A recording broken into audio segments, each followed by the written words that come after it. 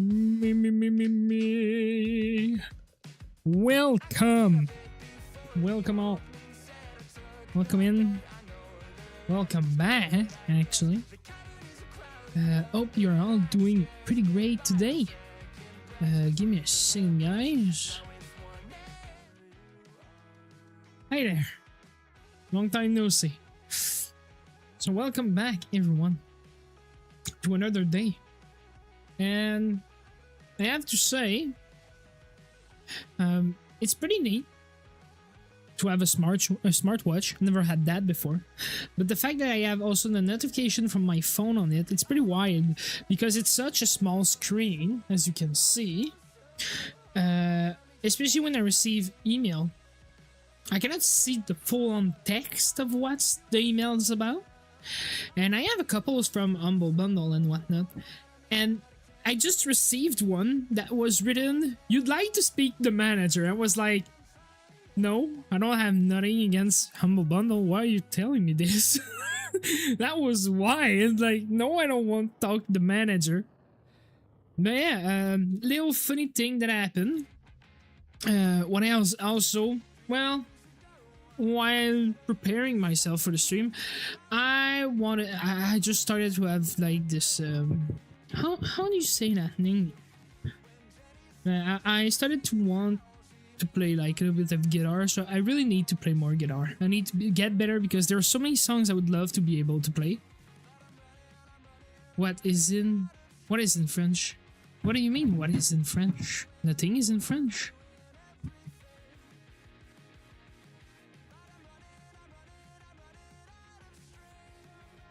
Oh, j'ai envie de jouer de la guitare. That's what I wanted to say, but I think I've got it. I wanted to play more guitar, but I cannot since we're about to stream. So yeah, so I have to play more guitar. Like, I really want to play more guitar. Like, you can see it. That's the bass. The guitar is here, pretty much hidden by the mic.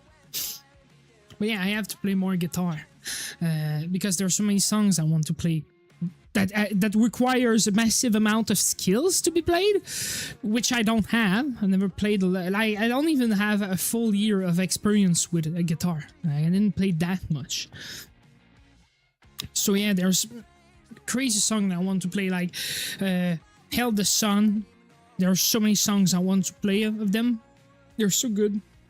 Dance Gavin Dance. And there's even more. Holy Water. So yeah, pretty good bands, by the way. If you've never listened to those, I highly recommend you to give them a listen. They're pretty good bands. Otherwise, I don't have much else to say. Do we spin the wheel? Are we spinning the wheel? Note Thumbnail Beer 69 again said, "Was I a good girls today, Cyberchan?" Jesus Christ. Yes, you were a good girl. Yes. That's the wildest thing I was in that stream. Hopefully for today, it's wide enough for me to say, good girl. My pleasure. Let's go spin that wheel. Goodbye. Note ILYCS makes bad decisions said, "I was naughty. Can I get a slap on the wrist?" I was really scared with where you are going with the slap.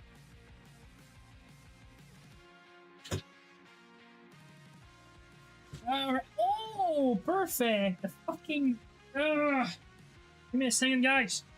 Give me a second, guy.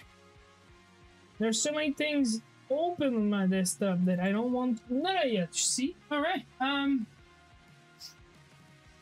Are we seeing the wheel pretty... I think it's pretty decent.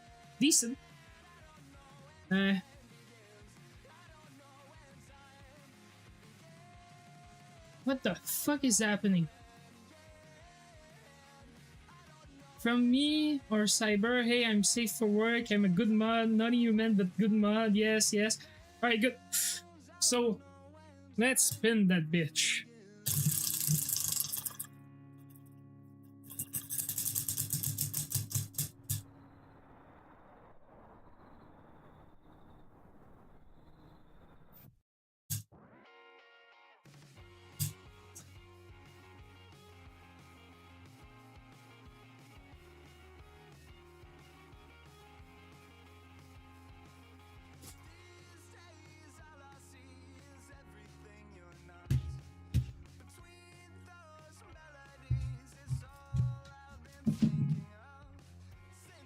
I'm really not happy right now.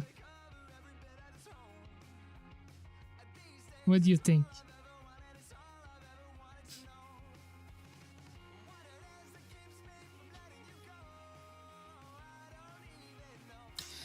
I guess I'm at that point in my life.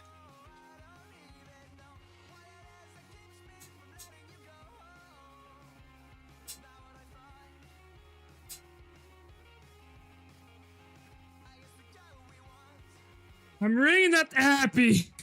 I didn't want to play that game right now.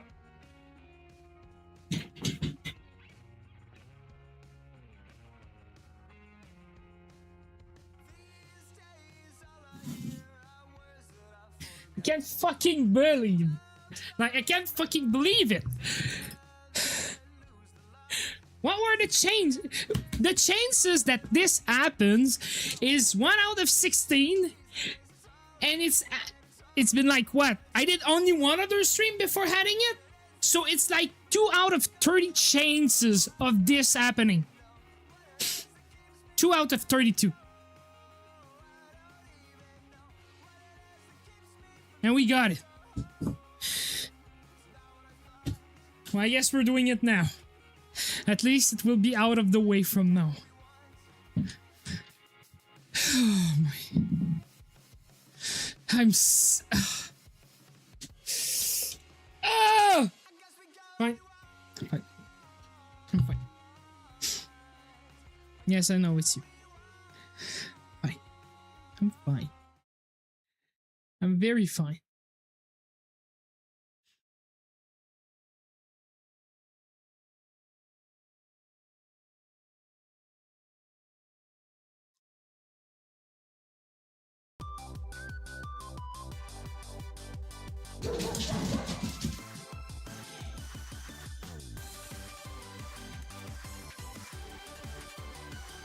What the fuck?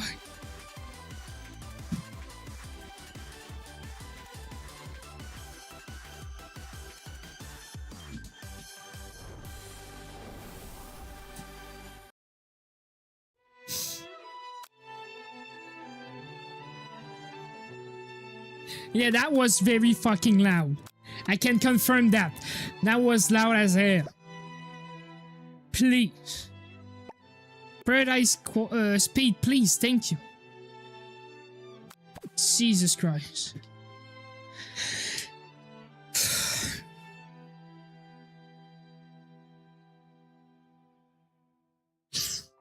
I guess I gotta present the game. So today we're playing I Love You Colonel Sanders.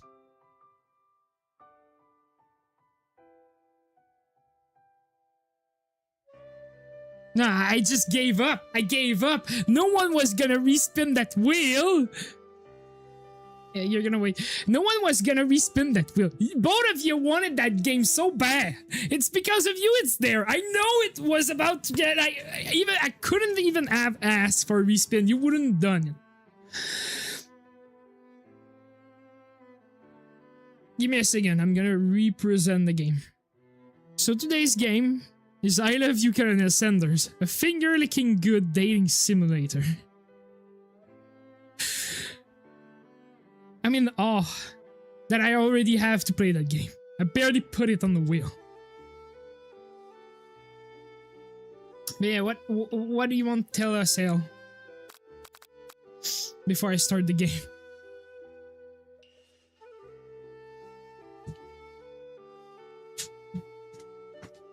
At work I was about to tell you today that if you weren't behaving...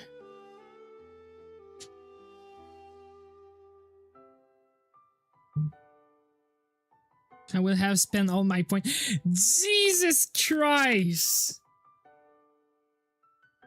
For this to happen. Well, you didn't even need to spend them.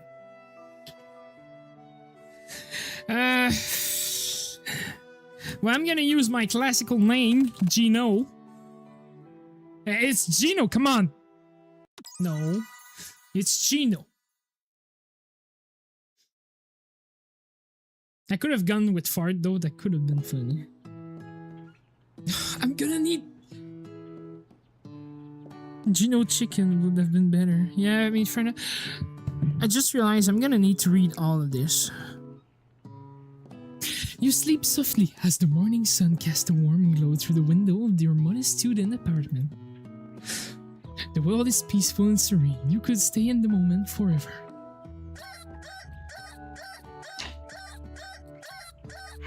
Or you could wake up now. Now! Your first day of culinary school is no time to sleep in.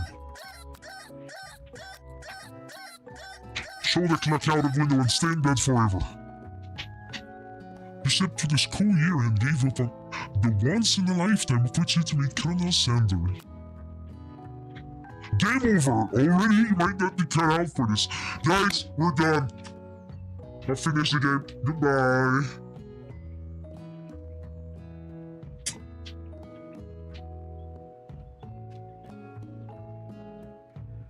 I am not playing that game. No, okay, I'm not gonna be a bitch.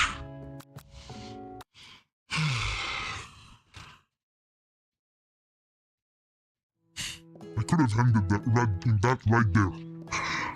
No, yeah. Smack that clock up and had him.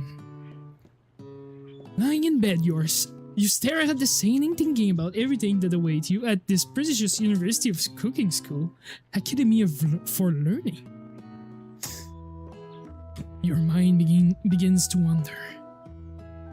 Who will be there? What will you cook? What should you wear? Time begins to fly by, and you find your imagination getting away from you. You need to take this seriously. You honestly daydream a bit, thinking about the future. I swear to God, if this is another game over, the third game over, I close that game.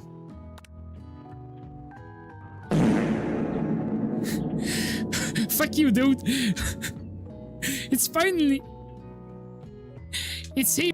Finally, your first day of culinary school. So many dishes to prepare, so many students to meet.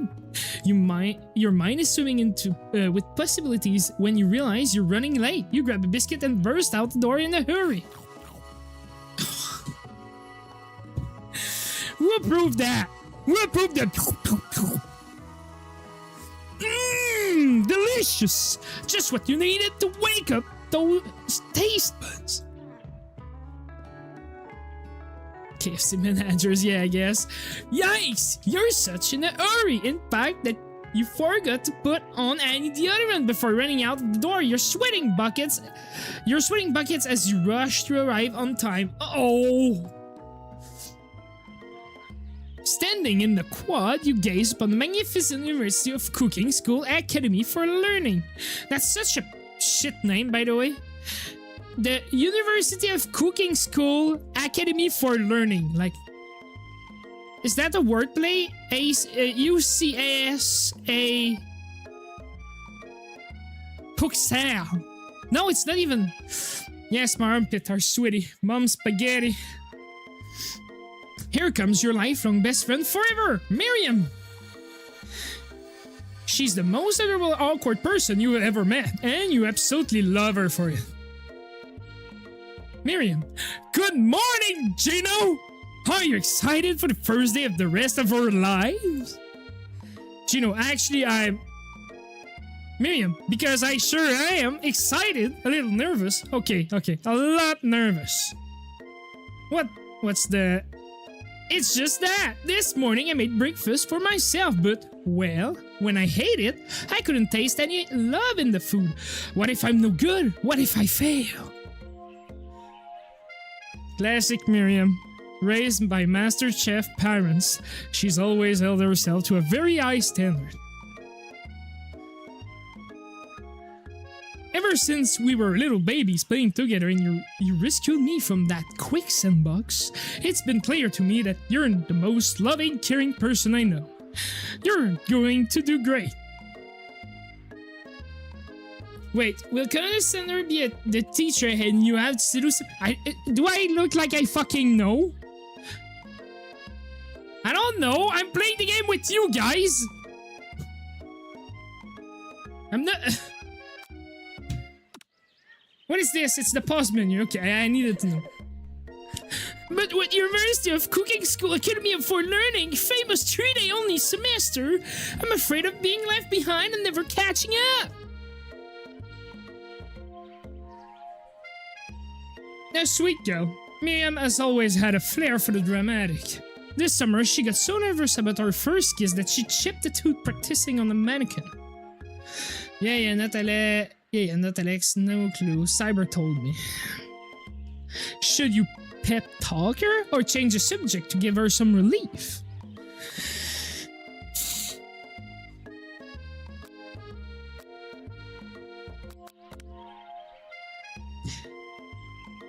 It's hard to see Miriam like this, and, frankly, quite exhausting. Rather than dwell on her anxiety, you try to change subject to something more interesting. All summer you've been hearing rumors about the dreamy, enigmatic mystery student who is enrolled at this school. Jesus Christ. Don't die, it's fucking cringe! Yeah, that's a little worrisome, but you'll be fine. Now, what about this mystery student we read about on the school message board?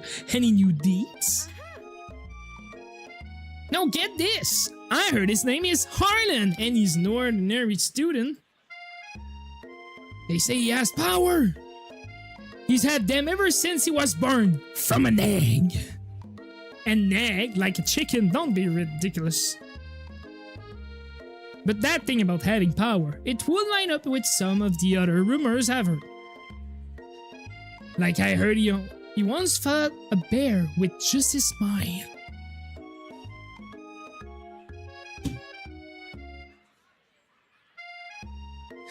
You will start thinking about a student so handsome that the laws of physics don't dare to apply to him. Dreamy. Before you can get another word out, you're rudely interrupted when someone smacked your book and custom engraved measuring spoon out of your hands and onto the ground. But I know something cool. What? Hey! Who would do this? I don't know. I cannot pronounce that. ILYCS? It's ILYCS, your arch rival. She's totally evil, but you can't help but be filled with jealousy. She can get anything she wants, and she knows it. Ashley, oh, it's Ashley. Jesus Christ. On 30 tries, you had 27.89 chance of failing twice on the same option. Yeah, but the thing is, it's still 1 out of 16 chance of getting it twice. 27% chance should be more the chance of me having it, and it's way too high. It should be lower than that, I think. Hello, Ashley. Oh, I didn't see you there, chicken shins. You leave Gino's shin alone. They are perfectly normal shins. Ugh, you can't stand Ashley. Even her name is annoying. You know for a fact that it's eventually Ashley. But she had to add extra letters to make herself feel better than everyone. If anyone's here knows what perfect chins looks like, it's us. We're not going to let you or your really weird insult get to us. Why is the evil though such? I'm not saying this.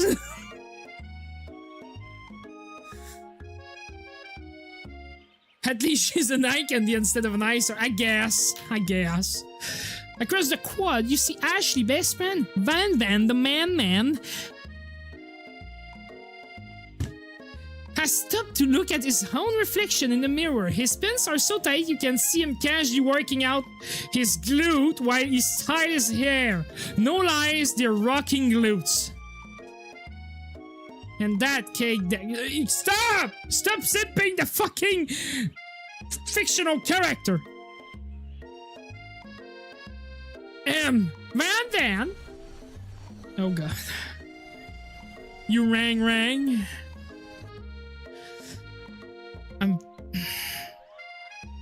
Guys, you're going to pay for this. You've never been sure what their arrangement is, but as long as you've known them, Ashley and Brandon had been just as close as you and Miriam, but substantially more devious. Dude, it's a fucking star. His hair are a fucking star, dude. Anyway, I can't believe the University of Cooking School Academy for Learning will even allow people like you to attend as student. And we'll smash burger on him! Jesus Christ! I know, right? You'd think they'd just hand us our diplomas now. Or maybe hire us as professor. Us on as professor. You amateur could learn a lot from us. With the first day of school about to start, there is no time. There's just not time to probably tell these two off. So you resist the urge. Let's go, Miriam. See you later, losers. Oh my god. As you approach the door, you see a goofy-looking kid pushing hard against the window directly next to it. I thought that was a sound effect from you guys. And... Whoopsie! I think it's broken. That sounded like a fart indeed. You reach forward and easily pull the door open. That should do the trick. I love you! What the fuck? I think you mean thank you. My name is Pop.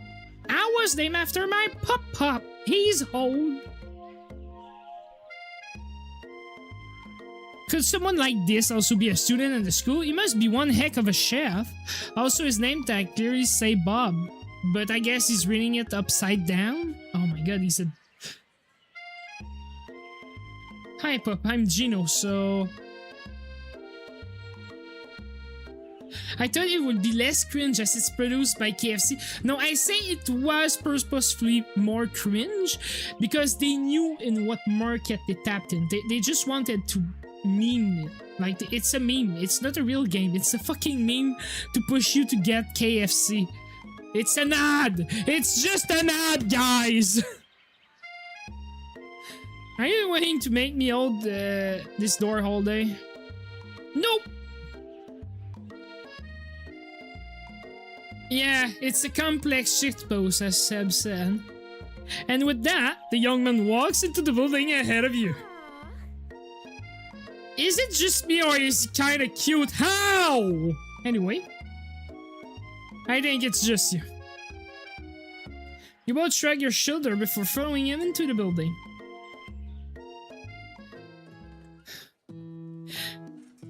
Oh, there is a fucking bucket of chicken on the board. Lysander in its graveyard must be like, what the hell? Laughing his ass off. You stand at the edge of the room, unsure where to sit. Other students wander in and keep themselves busy chit-chatting. A scruffy-looking pooch takes his place at the podium at the front of the class. Adorable! Now, quiet. Now, quiet down, everyone. I'm sorry, guys, I'm getting distracted by stuff. Wow! Who is this unreasonably cute pup and why is he in our culinary class? You must be Sprinkles, head instructor and CEO of UCSAL. UCSAL, sorry. Please, call me Professor Dog. I may be cute and little and fluffy, but I still demand respect. Woof.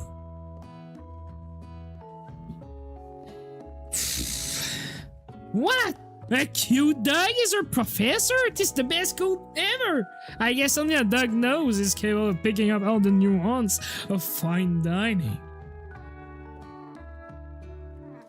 Out of nowhere, wind begins to rush around you as a swirl of cherry blossom petals fill the air inside the classroom and knock off my phone. Bro, I don't want. I know what's going to happen. I don't want.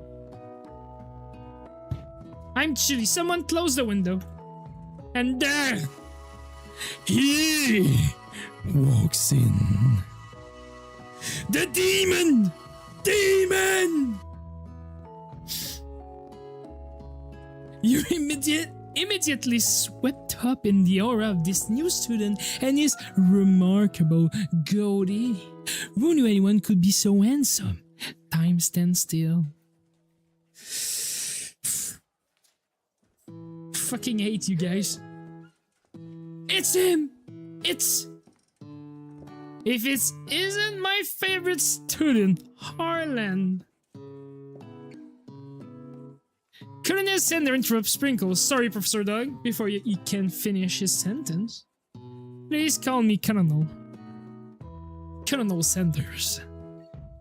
A hushed murmur rolls through the classroom as Colonel Sanders walks down the aisles of desks. Suddenly, the room is sweltering.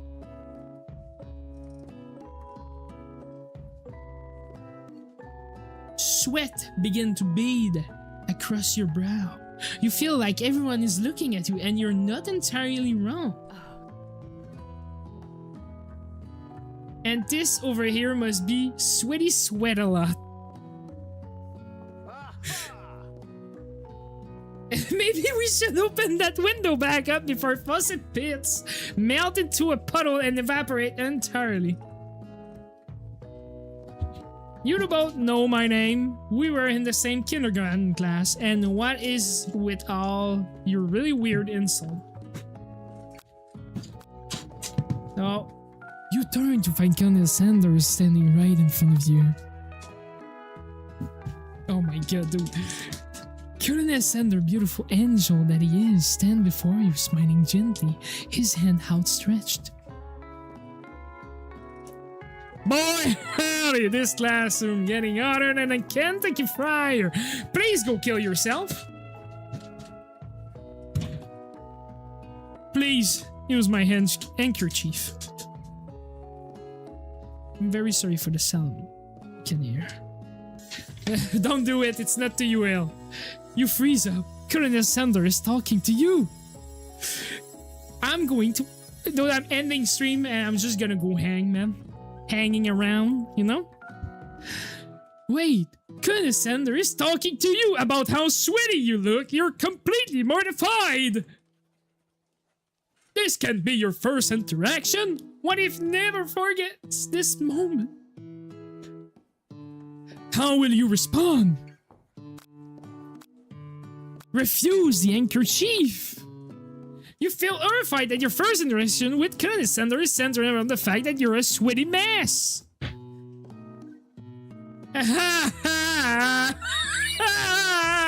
No thanks, this actually on purpose. It's an old family secret to keeping our skin soft and healthy. You wave his hand away and quickly wipe your face with your apron instead.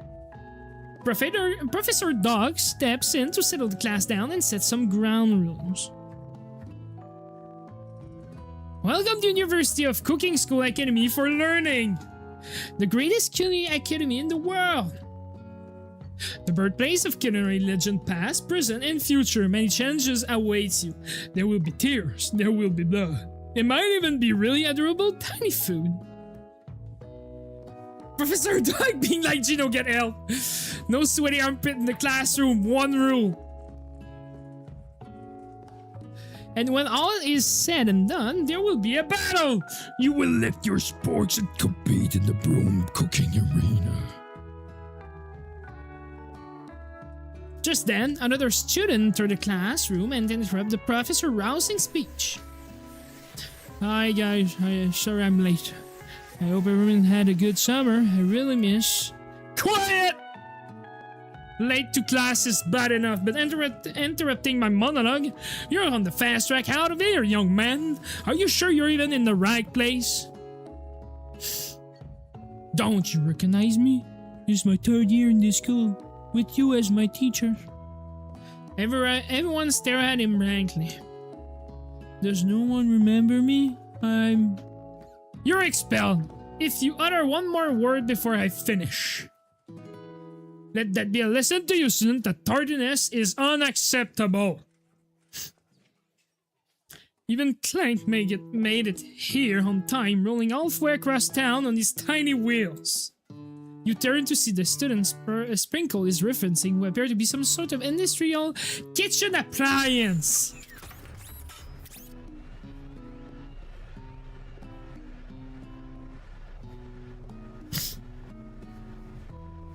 I'm very sorry. Your voice acting is so funny, I choked on my vein. It's perfect, at least if I can be funny while playing this shit-ass game, because I absolutely ate the guts out of it. The class burst into laughter. Oh, Clank, you rascal. Sprinkles walks into the classroom as everyone stands in silent obedience. When he gets to you, he lifts his nose into the air and takes a deep sniff. Oh my god, dude, I'm sweating my ass off. Your diet is lacking based on what I'm picking up here. You definitely need a multivitamin. You should be taking better care of yourself.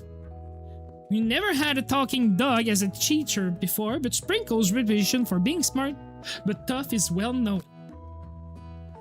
You decide to try and butter him up by giving him a treat from your pocket, but what kind? Chicken snack? Rubber ball? Beef treat? Well, that has to be useful advice. I don't know. You know what? I'm gonna guess I need to give him a fucking chicken because KFC, but fuck you, rubber ball. You reach beneath your apron and return with a rubber ball in your hand. Sprinkle's eyes go wide as he locks into it. You toss the ball and he bounces after it, grabbing it in his mouth and swinging it from side to side before dropping it. The thrill passes quickly. It's not clear if that endeared you to him or not. Settle down, young chefs. Take your seat and prepare to have your minds open to the amazing possibilities of culinary creation. I really like the idea that the teacher just went out running after a ball. Like, that's crazy stuff. As everyone rushes to claim their favorite seat, you're left standing at the front of the room. Only two options remain. Hey, Gino, there's still a seat here. It seems that no one has claimed the seat next to me if you're interested. Two good options, but which one will you choose?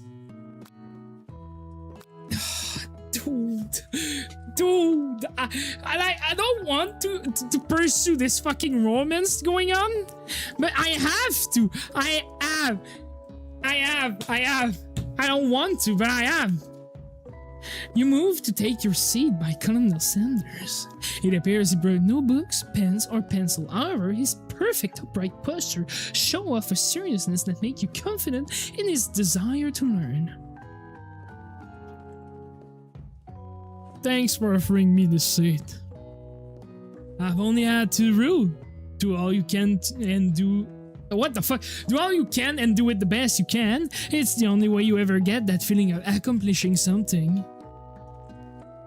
That's so inspiring.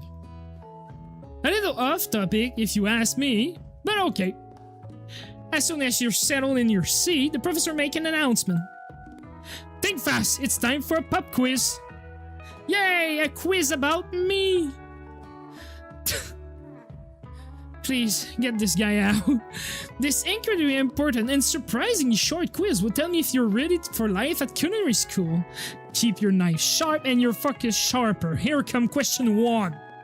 If a train is traveling to point B and train B is traveling to point A, how important is it to wash your hand before cooking?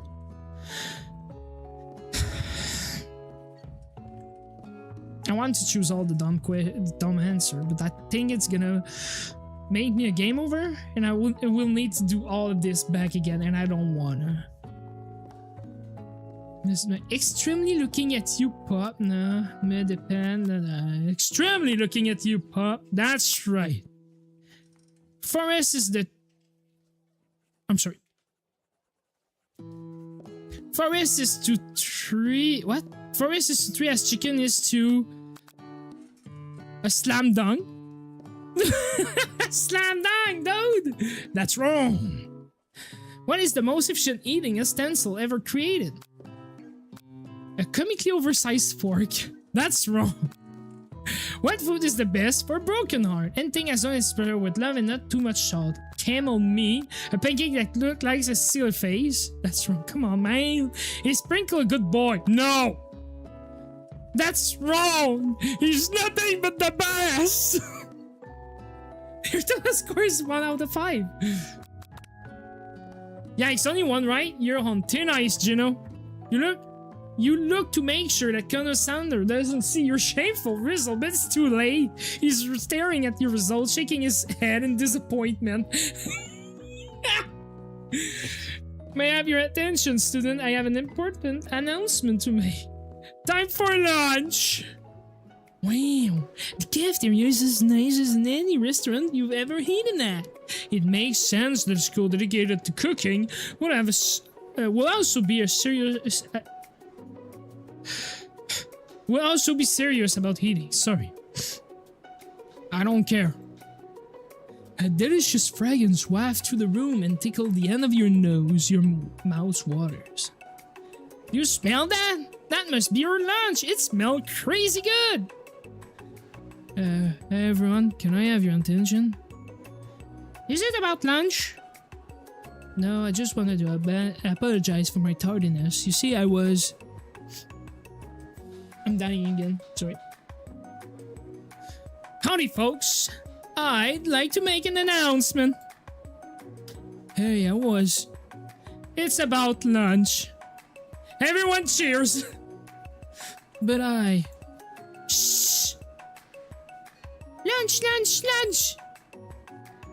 She said shh. In honor to the new semester, I have prepared something special to share with everyone for lunch. That must be the smell I smelled. Indeed, that smell. You hold your breath, waiting to see what food this mysterious student has created. You've heard that he's very talented, but were the rumors true? Is this? Colonel Sanders lifted a large bucket above his head. Its content glimmered in the light. Hide are huge pieces of chicken, breaded and fried to a crispy golden finish. The aroma envelops you, and you begin to feel warm and safe.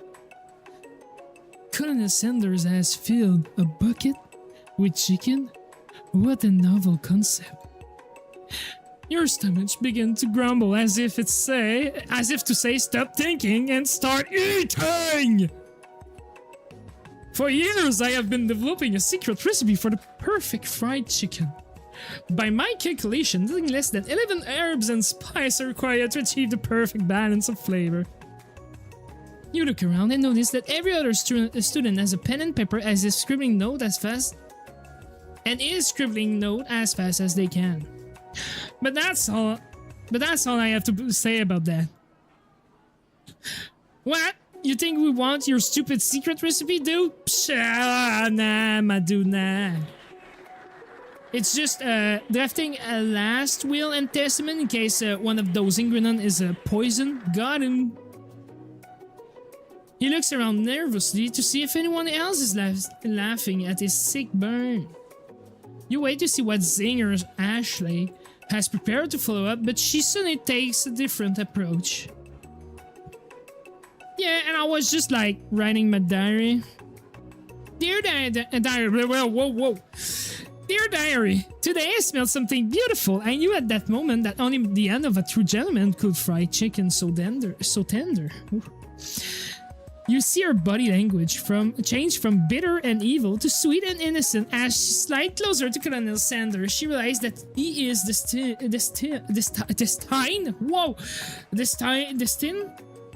for greatness and fame. With cooking skill like this, she wanted him all to herself. I'm very sorry, guys, if I mispronounced that. I don't know why I struggled there. No, please. Well, then. The man, if you don't want any. I'll take this. I'll take his. Whoa, hold on. I guess I'll try it.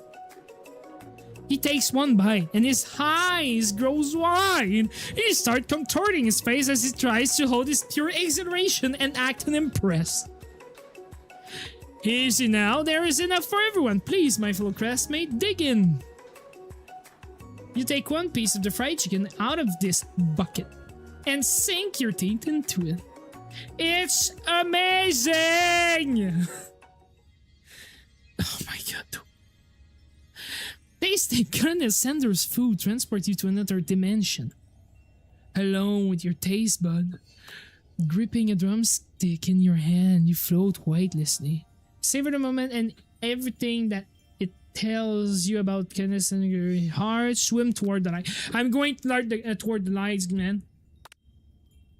Somewhere up ahead, a bright light beckons you. The flavor is so intense you become wrapped up in them. Unable to resist, you reach toward the light. It grabs your hand and pulls you closer. Closer until your fingertip connect with the hand of everything. You are forever lost in the land of tender fried chicken bliss. Your mind dissolves. There is no Gino now. There's only herb and spices. Though Miriam tries to revive you, she cannot. I died! I fucking died, dude! No way! Bro, I just want to fucking close that game now. Oh, shut the fuck up now.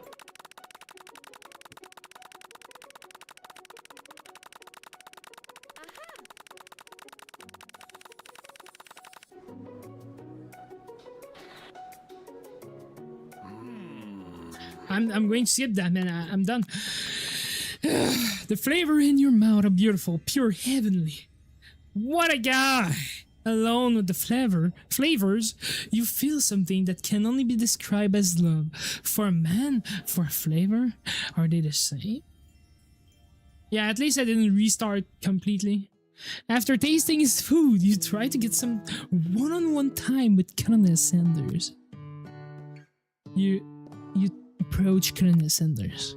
Colonel Sanders looks you up and down as you approach. It's impossible to read his mood, but you press on anyway. Colonel, I wonder if I could talk to you for a second? Colonel Sanders sits silently. You suppose he didn't say no, so you press forward. What exactly was on that chicken? How bold to come out and ask. It's an idea I had for a new combination of flavor that will make me my fortune and establish my legacy for all time as I open a chain of highly successful fried chicken restaurant. No big deal. It's just you and me here talking. I can keep a secret. In fact, I've got some of my own that I'd be willing to trade. What's the rush? The semester is only getting started. We've got 2 more whole days to get to know each other. He looks disgusted. He's clearly not going to give it up easy, but it doesn't hurt to be persistent. You know what they say about secrets, Colonel? Shouldn't learning be fun? You've got moxies, I'll give you that. Colonel Sandler looks both ways to make sure you're truly alone and then leans in. You can feel his warm breath as he whispers. Just one ingredient, but you can't tell. I use blank. It's something my great-grandmother taught me. Blank? Wow! You never have you'd never get. Wow! You'd never have guessed that. In fact, you're not even sure where you'd get some if you searched. While you're wrapped up in that huge revelation, you notice that Colonel Sander has disappeared. While everyone else is still in the cafeteria, you decide to look for him. You find Colonel Sander outside, standing in a quad. Oh, it's you again. Howdy. Sometime I like to come outside and look at the school building. I think about how my story will continue on after I've graduated. It sounds like you have big plans. I dare say the biggest. I will leave my mark on this world. You can bet on that. Alone together for the first time, you figure now it's the perfect moment to show your personality to him. Nag him to show your own strength. Wow him with a big idea to add an additional ingredient to really spice things up. Be modest but thoughtful. Clearly my immaculate strength. You know, I've been thinking about this, your secret recipe. Of course you were. You don't simply forget a flavor combination like that. That's exactly right. I remember it because I've tasted before. I stopped at a random fried chicken stand the other day, and their chicken tastes exactly like yours. Did you just compare my recipe to a random fried chicken stand? Well, yes, I did, but it was a really good stand, especially considering it was frozen first. Frozen chicken! Condescender struggles to conceal his emotion, fighting back tears of anger. I can't believe you'd say such a thing. You realize you've done irreparable damage to your relationship from which it can never recover. He's hurt. How could you? Hey, Gino, you saw that this game was called a dating sim, right? If that's what your idea of dating, this is not the game for you. No way! No way! They broke the fourth wall! No way, dude! Wow! Oh my god, dude! Oh, wow. Dude, that game. That game.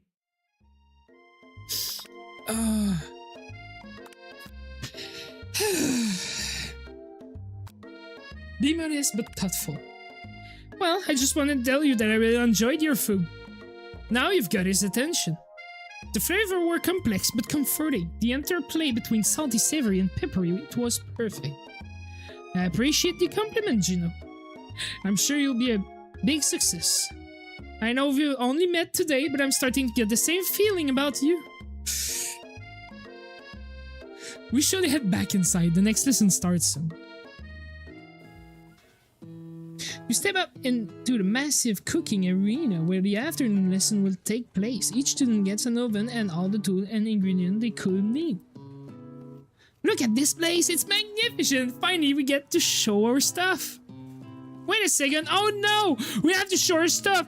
What if I totally blow it? You're not going to blow anything, except maybe kisses to the crowd of fan you're going to earn with your signature adorable tiny food creation. I'm sorry, guys. Welcome, students, to the cooking arena. For today's lesson, we'll be cooking with partners. Hurry up and pair off. Naturally, Miriam looks over at you, but unable to control yourself, you pounce on Colonel Sanders.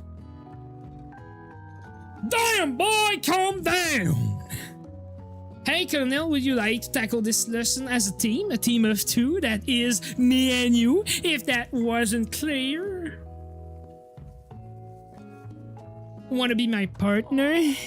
Sure, Gino, I'll prepare a station. Without you as a partner, Miriam is left standing all alone. Two different students quickly take notice. Pop, hello, partner. Beep, boop, oh my, to potential partner. I'm so sorry, gentlemen, but I don't know who to choose. It looks like you'll have to pick for her. Friend duties can be a little awkward, but that's the price you pay for not being alone forever. Who do you want to ask to be Miriam's partner? Well, fuck Pop. Sorry, Pop, but I think Miriam will be partnering with Clank today. It's okay, I already hate. It's not entirely clear if Pop has any idea what the point of the school even is at this juncture.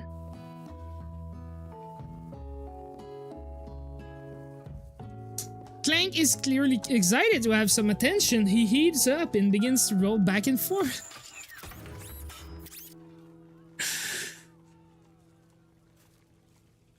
Keep it safe for work. Did I say something?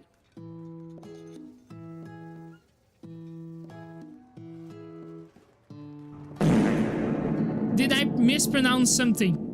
What happened? Why do you...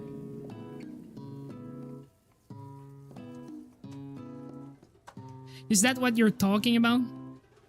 Oh, okay. You scared me. Hold on there, fella. We don't even know the assignment yet. Technically, Clank might not have a face, but there's something charming and earnest about him. Tissues? I only know you. Hahaha. Sorry, I'm just... Clank judders and a panel shake loose. You get the impression that this is a sign of affection. Looks like you two will be fine. Now it's time to focus on your own cooking classwork. Alright, you two, for today's lesson, we're going to keep it simple. Pick a basic dish and divide up the steps.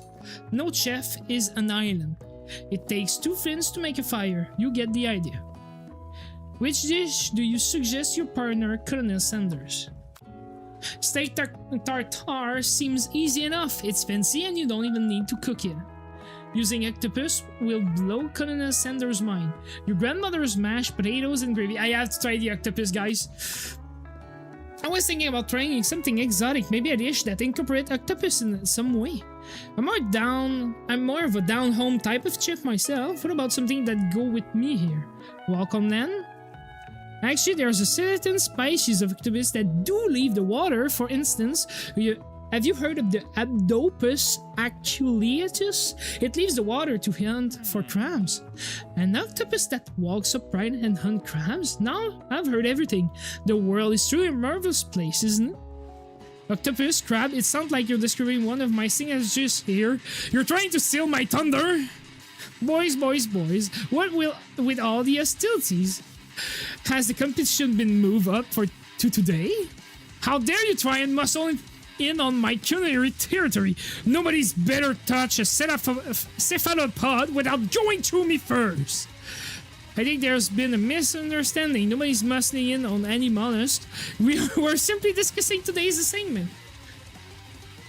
You could cut the tension in here with a chef knife, which makes sense because chef knives are usually pretty sharp, you dumbass. Why is the dough hack so sweet when we know what she is inside? Look, we were just talking. I'll happily step back from any and all seafood. You know what? I'm just gonna make mashed potatoes and gravy. I know my grandmother's recipe by heart. Keep the tentacles. You begin to peel and boil potato and try to extricate yourself from this thorny situation, but your new rivals aren't having it. Jeez. I know that you even have capabilities to work with ingredients so delicate. You should really stick to microwavable dishes. Unlike my friend Van, though he may be the man, I have no doubt whatsoever about Colonel Sanders' ability to conquer creation worth admiration. After all, your fried chicken was quite spectacular. But Colonel, if you ask me, you might make a better partner for you than this thing that has positioned itself at your station. Don't you feel deep down that we cast complementary shadow? We fit together like a tide and a drumstick. It just makes sense. Nothing about this makes any sense, but one thing is clear, she's coming for Colonel if you don't watch out. And if Gino and Van are both so inclined to the sea, perhaps they should go there together. Ashley, are you suggesting I share the secrets of my special saltwater sauce with this novice? I'm disappointed in all of you. Ashley is really going hard at you. You need to ask for some backup here before things get ugly.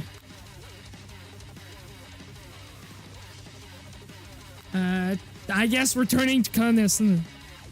There's no streamer there's no, we already checked that out. Turn to Colonel Sanders. I'm here to learn and express myself via the cuisine, not bicker with prima donnas. Partner, we're chosen at the beginning of the last, so let's all respect the format, okay? You turn to Colonel Sanders to confirm that you're on the same page. I choose Colonel Sanders and Colonel Sanders chose me, isn't that right?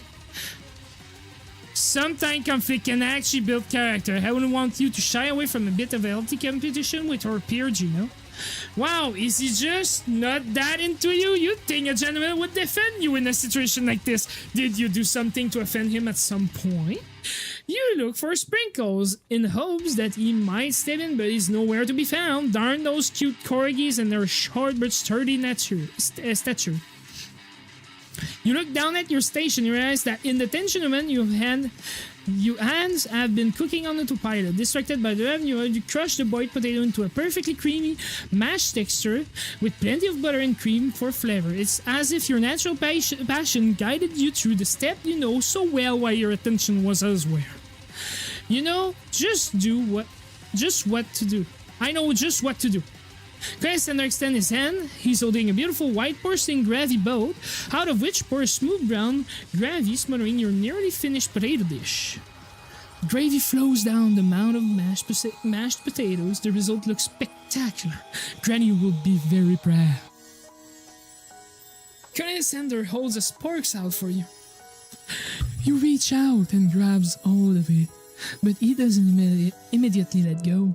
The two of you stand holding the same sporks, and for a small moment, all of the madness and pressure in this crazy world stop. Your highest locks. The moment is electric. The time stands still. If you love something, set it free. Together you dig the utensil into the mashed potatoes and lift a heaping sparkful up. When you say Ashley with a sinister look, you know she's plotting against you to be with Colonel Sanders.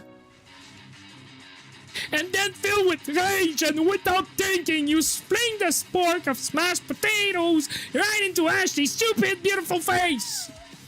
Van, do something! Scooping up a fingerful, Van tastes the dripping mashed potato and gravy and realizes that it's delicious. Horrified by this revelation, he slinks away. Will he ever be able to cook something with so much love and integrity? Hold on right there, Gino. We do not waste food in the broom cooking arena. Colonel Sanders expect better from you. If you throw one more spoonful, you'd both better be prepared to eat it from wherever it lands. Can I ask Potato Face? Van rushed back over and covered dish in his hands. Mashed potato with gravies, pathetic. It's just in just a few minutes. I've prepared a full meal. Gaze upon my specialty: braised tentacles and a octopus in my silky saltwater sauce. Painted on a battle axe blade forged by my supreme chef ancestor. Dude has a battle axe for a fucking kitchen utensil. You've known me for too long. That ends now. It is I who will have first bite, and you will all look on with envy. The interrupting student rushed at Van and swiped a bite of his signature dish right off the plate. No, don't! Something about this dish doesn't strike my nose quite right. I think the octopus was rushed and may have turned in the process. The result could be toxic. Too late, it has been eaten. I think I've left something in the oven. I don't feel so good. It killed them! What the fuck? Everyone step back! Don't take another bite! When you look back at the plate, the rest of it is gone. You notice the tip of the tentacle being slurped up in Pup's mouth. Pup winces and pains for just a moment and is almost immediately back to his obvious self. Whoopsie. Tastes like poison. The entire class has gathered to watch Pup's final moment. Shock has frozen the whole crowd. They are as motionless as statues. The class bell rang, disrupting the moment and snapping everyone back to reality. It would appear that Pup's enthusiasm for trying new things despite obvious danger has inoculated him against poison of all kind. I'm not sure the professor here make enough money. Ghost of student. Hello. I just turned into a ghost over here. Seeing that you've shaken up by that really annoying student and all of his nonsense, Colonel Sanders approaches you. I'm sure you had to go through that. Please let me walk you home. What? Like, for real? Oh, come on. You follow Colonel Sanders out of the room. At night, the school building has taken on another vibe entirely. It's dark and more than a little spooky. Colonel Sanders stands in the quad's neon glow and speaks softly. Those mashed potatoes you made in class today. Before you go on, I want you to know there's not a great representation of my skills. I didn't even realize I was making them. They were amazing. Tasting them, it reminded me why I became so passionate about food. And to begin with, Colonel Sanders is getting choked up. Cooking is obviously important to him in a way that you find inspiring. You might be Now might be the perfect time to tell you you're developing feelings for Colonel Sanders. Yes, Gino.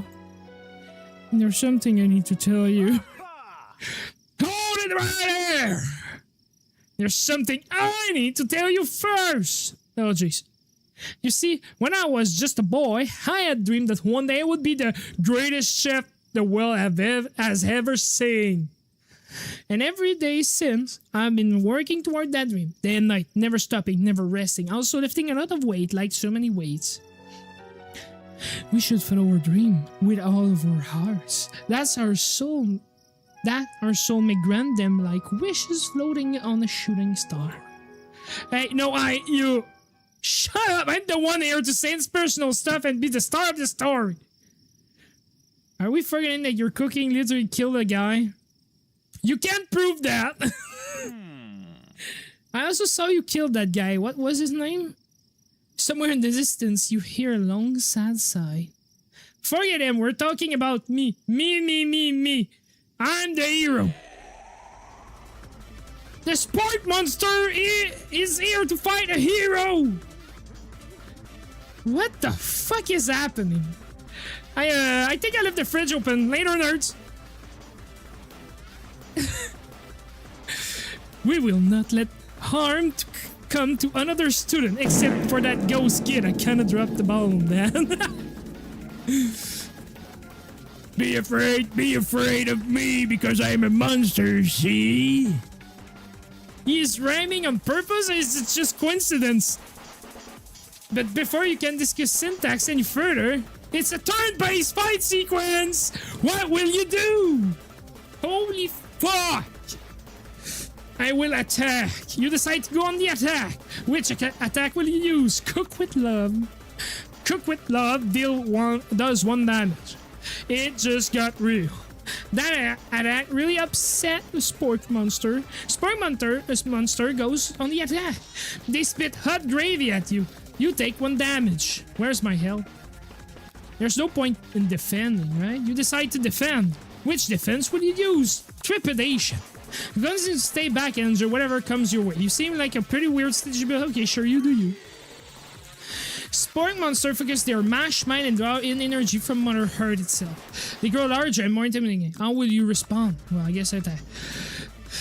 Which attack will you use? Cook with love. Deal 1 damage. Sport is no quitter. Buffer up and Ridge Rumble. They go on the attack once again.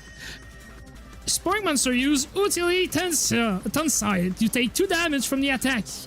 If you take much more damage, you're not going to survive the battle. You decide to go on the attack. Cook with love. Sport monster is using cheese sauce into the down of the quad. I wonder who is going to have to clean that up. Feeling vulnerable, Sport monster prepare for its ultimate attack, Rounded Edge. Vile villain, your reign of your stop here.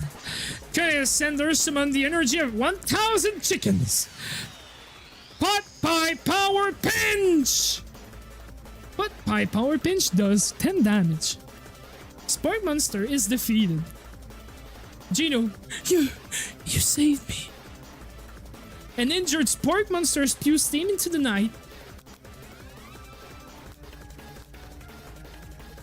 Forget mercy, finish him. No student will ever walk the quad in fear again. This monster messed with the wrong chef. You ready your final attack? You'll never survive my student death-lone destruction. Does 10 damage. Spunk monster is completely vaporized. Colonel Sanders looks on in awe. You constantly surprise me, Gino. The defeated monster left behind a special item. It appears at first to be a cookbook, but upon closer inspection, it's much more. It's a book of magic spell with a golden chicken on the cover. You open the cover and find a library card tucked inside. The last name to have signed it out is Barco. Barco. That name sounds strangely familiar. Your blood is pumping as you stand in the quiet of the night holding the mysterious book in your hands. As you come down from the battle bus, you realize that your final attack has left you completely depleted. The world around you begins to fade away. Without any energy to keep your eye open, darkness overtakes you. The image of Colonel Sanders flashed before your eyes as you fall asleep. He must have helped you get home. In your tired state, you don't know if you could have made it without him. What a guy. You want to thank him, but you don't have the strength to utter a single word. You feel your cover being pulled up over you as you are tucked in tightly. Good night, my Colonel. In your dream, you're together with Colonel Sanders. For some reason, Sprinkles is also there, instructing your love dream. Your love. Dreams are weird. What the fuck? You awake on day 2 and attempt to process the wide vision you had, where the memories or premonition. And then there was that secret ingredient that Colonel Sanders went ahead and told you outright. Not much of a secret, huh? It's probably just because he already trusts you so much. Sir, that makes sense. We'll go with that. You meet up with your bestie in front of the school. Before you can tell her about the encounter with the spark monitor, she launched into a story of her own. Okay, I know this might sound a little strange, but I think I might be, I think I might like him. Like I know it sounds like it's moving fast, but but there's something about him. I like him. Like him. We got to talking after class, and he's actually a really sweet guy. Not only that, but he's really smart. He told me all kind of stories about Colonel Sanders. Did you know that Colonel Sanders was the most popular kid in his high school? No, but that does make complete sense. Yeah, but he was so popular that he was voted prom king at the school he didn't even go to, and was also convertible that he himself wrote. Wait, what? Did I misread that? Yeah, but he was so popular that he was voted prom king at the high school he didn't even go to, and was also the convertible that he himself rode in at the front of the homecoming parade. Am I understanding right that Colonel Sanders came in a convertible of himself? What the fuck? I'm thinking maybe something got lost in pressure cooker language translation there. Either way, maybe it'd be best if you took it slow with this new boy, like I am with Colonel Sanders. You and Colonel Sanders, the coolest guy in school, the most famous student to ever attend University of Cooking School Academy for Learning, you're a thing now? We definitely connected yesterday. Haha, sure you did. You're great. Why wouldn't he be into you, I guess? Laughing at the implication that you and Colonel Sanders might be a thing is definitely not cool. You are great! You have an idea about how to prove that your love is real. What?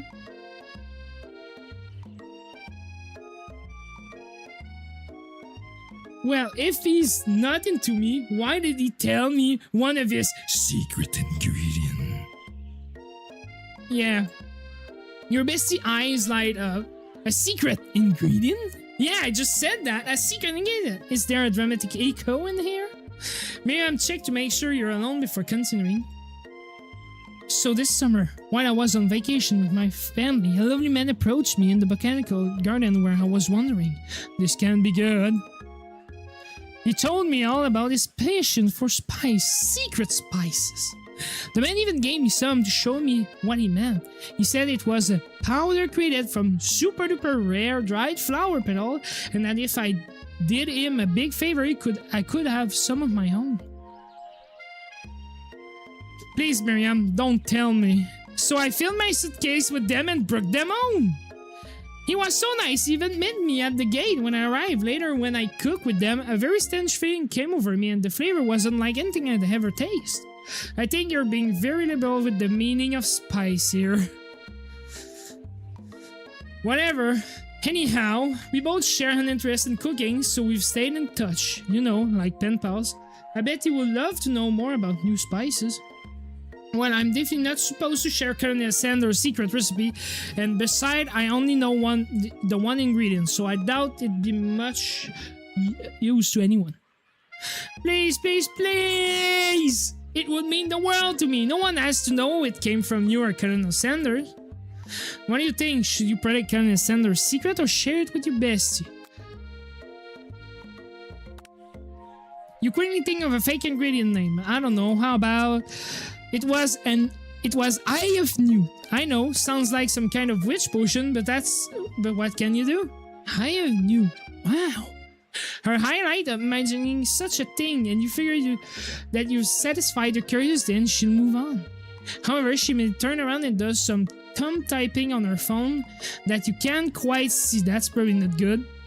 Before you can ask her to confirm that she was definitely not texting the secret to other people, you're interrupted. A wind rushed in. Cherry blossom petal fills the air. Jesus Christ. It's Colonel Sanders. He's arriving at school on a fucking horse. Well, of course I'm running to him. You decided that the best way to show Miriam how serious you and Colonel Sanders are would be to run to him. Sure, he'll sweep you up onto the back of his stallion and you ride away together. That's sure good. Oh, Colonel! My Colonel! However, your sudden movement surprises the horse and rears it up, kicking you directly in the face. The force of the blue currently knocks you out cold. In the darkness, you see a vision. Ghost of student! Oh, Gino, I am here to deliver you a message. Not this guy. It is important that you remember this exactly as I say. If you forget, the world could end, so you know it's serious. I have been trapped in the realm beyond, but a great pressure relies on my return. Only you can save me. All you need to do is repeat my name 3 times, and that name is... But before you can continue, suddenly awake. Oh, jeez. You wake to find Colonel Sanders tending to you. He roused you back to life with a satchel of secret spice, or is that just his natural season musk? Oh! Yo! Maybe you shouldn't be riding a horse to school, and maybe you shouldn't be running up to an animal you don't know. It's hard to say who was in the wrong here. But one thing is for sure, that Colonel Sanders is pretty dreamy. That horse has beautiful shoes. I could really feel how smooth and sturdy they were when they were pressing into my face. That's nice to hear. No one truly appreciated good craftsmanship anymore. And with that, Colonel Sanders disappeared into the school, leaving you and Miriam to follow. When you enter the classroom, you can see your 2 rivals, Ashley and Van Van, are doing something bad, but by the way they're hiding, you know it must be really bad. Like counterfeiting recipe bad, experimenting with restricted ingredient bad, summoning a demon bad.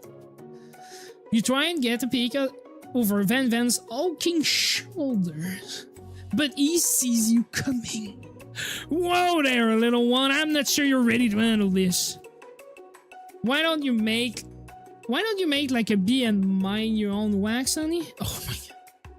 Those wordplay, man, they are bad. Tell them to stop acting immature, act like you're not understanding them, but really try to... Tell them to stop acting immature. You immediately dress the rival down for their immature behavior.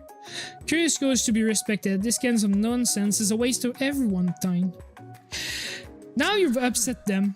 Oh, and you're the emperor of cooking, are you? You make the rules? I'm not sure you'd know a good meal if it hate you.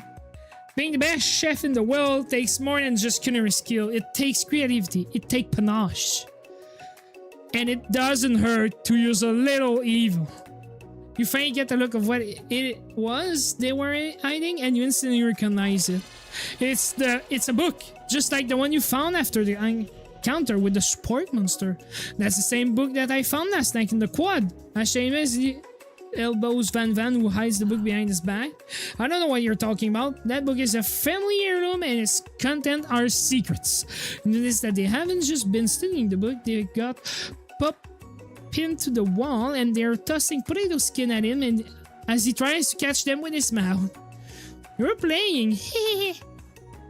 Before you can dig in any further, you're interrupted by the arrival of more students. It's almost time for class. Beep beep.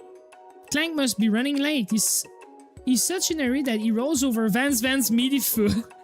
Hey, watch it, you bucket of boats. You watch how you talk to him. He didn't do anything. This is wrong. Who do you think you were talking to? I've never heard such a language, not even from a stand mixer. Womp womp. No, your mother was a stand mixer. Oh my god, they're making him angry. Van jumps to attack Clank, but Clank shocks Van, sending him flying across the classroom. Protect me, Colonel Sanders. The crazed men are about to come to blow. I think it must be over me, but I'm not interested in either of them. Ash's tone has completely changed in an instant. She bats her eyelash at Colonel Sanders. Surely you must know that this is a ruse, right? J-Man, get over yourself. Save it for the arena at least. Or don't. Honestly, what do I care? I got loaf to carry as patient to focus on. Maybe I can help you with your business plan. Just then, Sprinkle arrived to signal the true start of the class day. He's panting, which doesn't seem that abnormal. He's a professor, but he's also a dog. Student, please take your seats. I apologize for the late arrival. I spent my morning chasing a car all around town, and my tiny legs are very, very tired. But I'm here now, and I hope you're ready to learn. You try to give Sprinkle a pat on his head, but he snarls at you. Sorry, I get a little worked up if people try to pet me before I have had my morning coffee. Let that be a lesson to you. Sprinkle stopped in his track and sniffed the air around you. Something has him in a trance. It's the scent left on you from Colonel Sanders. Sprinkles jump on you and lick your face. Down, boy! Down off open! Dude! That command, shouted by Colonel Sanders, has snapped Sprinkle out of his trance. I wonder what's up with that. Sorry, I got a little carried away. After he catches his breath, Sprinkle regained control of the classroom. Without further ado, I will review a global history of my favorite fowl, the chicken. You want to pay attention to this lesson, truly you do. Which is why in 1776, at the signing of the Declaration of Independence, it was a chicken who first signed their name. But you can't help but daydream about Colonel Sanders and you miss most of the important part. When you come to, Sprinkle is holding a tray of food in front of you. Well, Gino, naturally, the bear do you have to be... It is appeared to you to be a sample platter. Which item do you want to sample? Simmering pepper? A bright colored pepper stands out from the other item. It sparkles in the most eye-catching way, so naturally, you reach out, grab it, and eat it right away. However, your body is not prepared for the heat. The pepper has triggered an intense spice hallucination. It feels like forever as you trip through the universe. My friend, who? This guy again? I'm here to give you an important message. You must avenge my death and fulfill your destiny. All you must do is...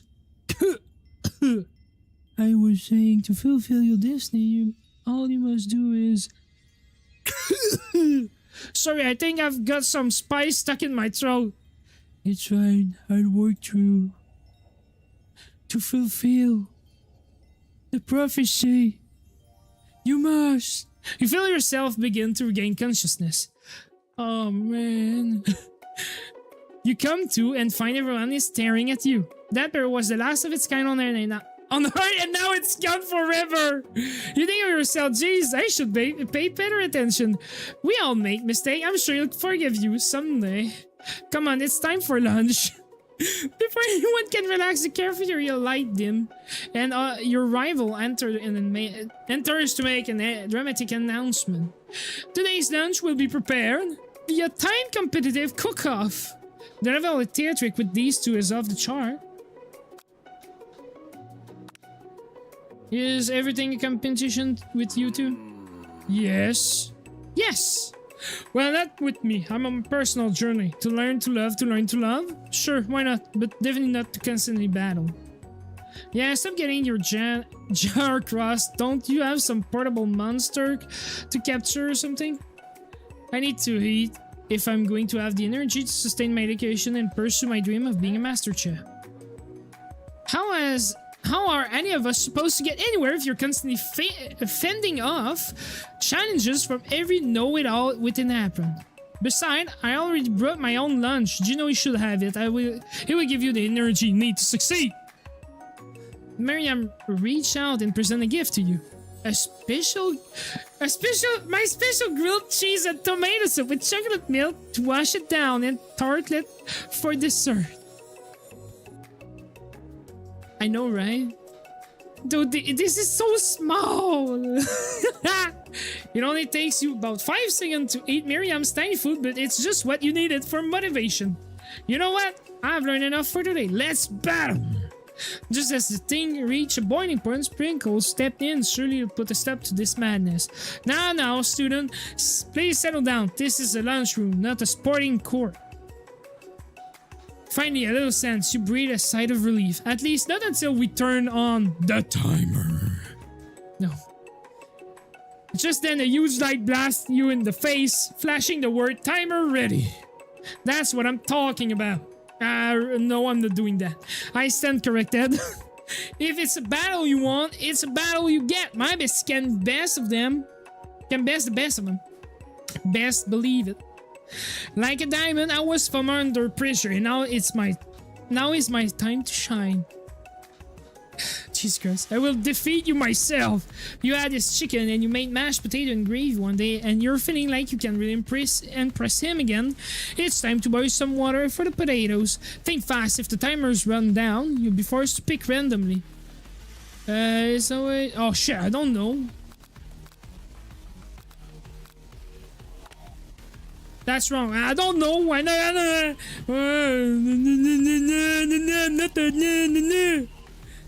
You're going to need to season this chicken before you cook it. Yeah, I don't know, but you have an idea. It's 11. That's right. You might not know all the ingredients, but you're heading in the right direction. Tails wagging intensifies. Now that you've got some basic step going, it's time to elevate your craft. What state of mind are of the most flavor? I don't know, dude. I don't fucking care. I'm begging you to get it together. Get it? I'm a dog. Dude, I'm gonna just reset it. Don't care. Dog, it's never the wrong time for some dog job. Your classmates are rooting for you, but actually is simply stronger and faster than you. Better pick up the pace if you want to survive. No, I don't care. When you were a child, your father told you never forget where you came from. On his advice and draw energy from that place. Where? I don't know. Jesus Christ, it's so bad. That's right, it's your shot and you're not going to miss it. You try to shut out the noise and really focus on your cooking. What is this? The sound of success. I don't know, dude. This... Okay. Don't make me spray the bottle. Yeah, can it end? It sucks, like... Guys, can I just stop the game? I think we made it pretty much. I'm tired. It's killing my voice too. Yes, I don't care. I don't give two shit about you two dumbass. Step up and tell them you're on. Alright, blah blah. Yeah, sure. I'm sorry, I had new text and I just skipped it. That's wrong, dude. I don't care. What are you thinking? Dude, I don't fucking care. Shit. I don't know, pretty soon.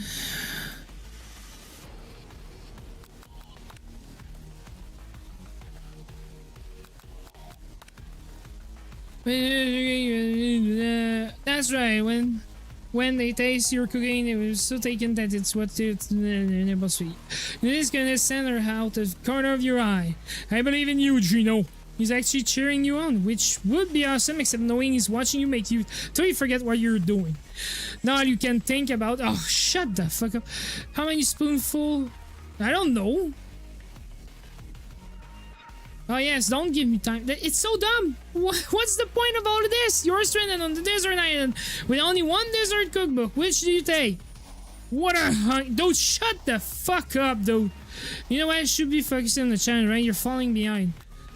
I don't care. What does this have to do with crafting? Spaghetti, fried chicken, and delicate baked biscuit. You're really struggling to keep up. At the next station over is really beyond plating elements of our dish. It's colorful and complex. To make up time, you toss your biscuit dough into the stand mixer. As you do, the crowd gasps. Yikes. I know you love nothing more than seeing a flow of playing size in the kitchen, but sometimes that means everything to personal touch. Oh, okay, it's random. Great. You might not have any hand, but Gino does, and a good chef need to be touching the dough, know when it's properly mixed. There's an easy way and a hard way. You don't get far by going the easy way. When you hear everyone talking, you realize how serious your was. You may shove your hand to the mixer to screw your dough before it's over mixed. Gino, no, but you're not fast enough and your hand gets stuck. It's been crushed by the quickly spinning beater. There's no way you'll be able to use that hand for the rest of the match. Condescender shake his head in shame. What you often find is that the easy way can turn out much more difficult. Everyone stop what you're doing right now, the battle is over. It can be. I was so close finishing my dish. Sweetheart, look at your hand. You simply can't go on. Oh, that's too bad. And here I am with the completed dish ready to serve. Surely that make me the winner by default. No, it wouldn't be fair to compare the two on account of Gino's injury. You see Sprinkle begin to lick his dog chops as luck onto the dish. But I suppose you should at least tell us what you prepared. Well, because I'm the sweetest, I skip straight to dessert. Under the white chocolate dome, you find a wide array of delights, taking you on a journey of flavor that tastes good and tells a story of excellence. I was going to ask Gino to do the honor, but since you're injured, I'm afraid that pouring this creamer of delicate hot chocolate sauce might be too difficult. Condescender, if you wouldn't mind lending me your strong, steady hand. Condescender pours the hot chocolate sauce on top of the dog, causing it to melt away from the ingredient behind it. Inside you find a delicate fried cheese cracked up of a slice of honeycomb ice cream, two wheat tenders nougat, and pills of blueberry jelly.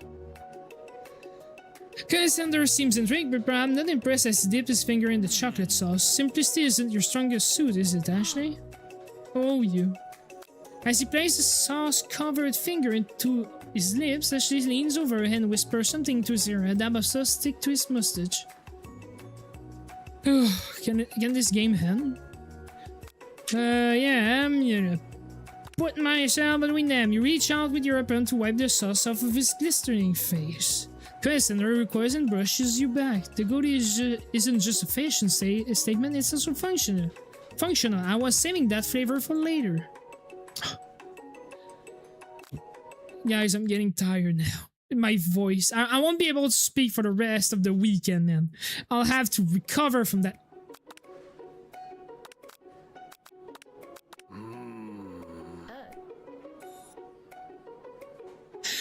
That isn't funny. Now I don't have fun anymore.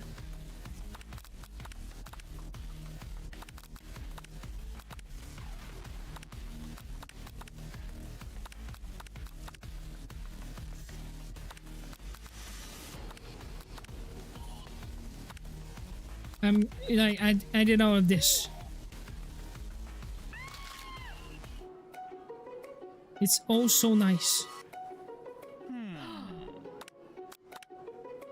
Your rage burns so intensely within your eyes that they burst into flames.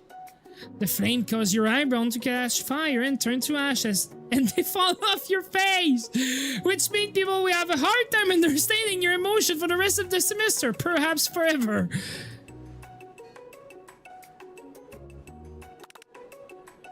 It is for us.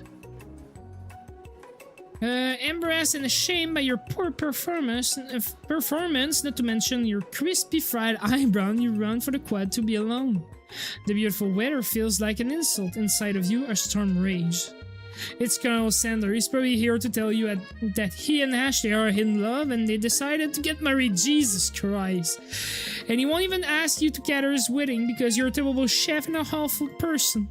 It's right for him, but he approaches you directly. I know you're hurting right now, not just from the devastating loss, but from the run-in with the mixer and that small fire. We should get that checked out. I'm fine. Can you just leave me alone? I'm a loser. I'm not fit to fill your fryer. I'll never be a master chef. Failure is part of life. Not just for you, but for all of us. Do you think I'll never fail at anything before?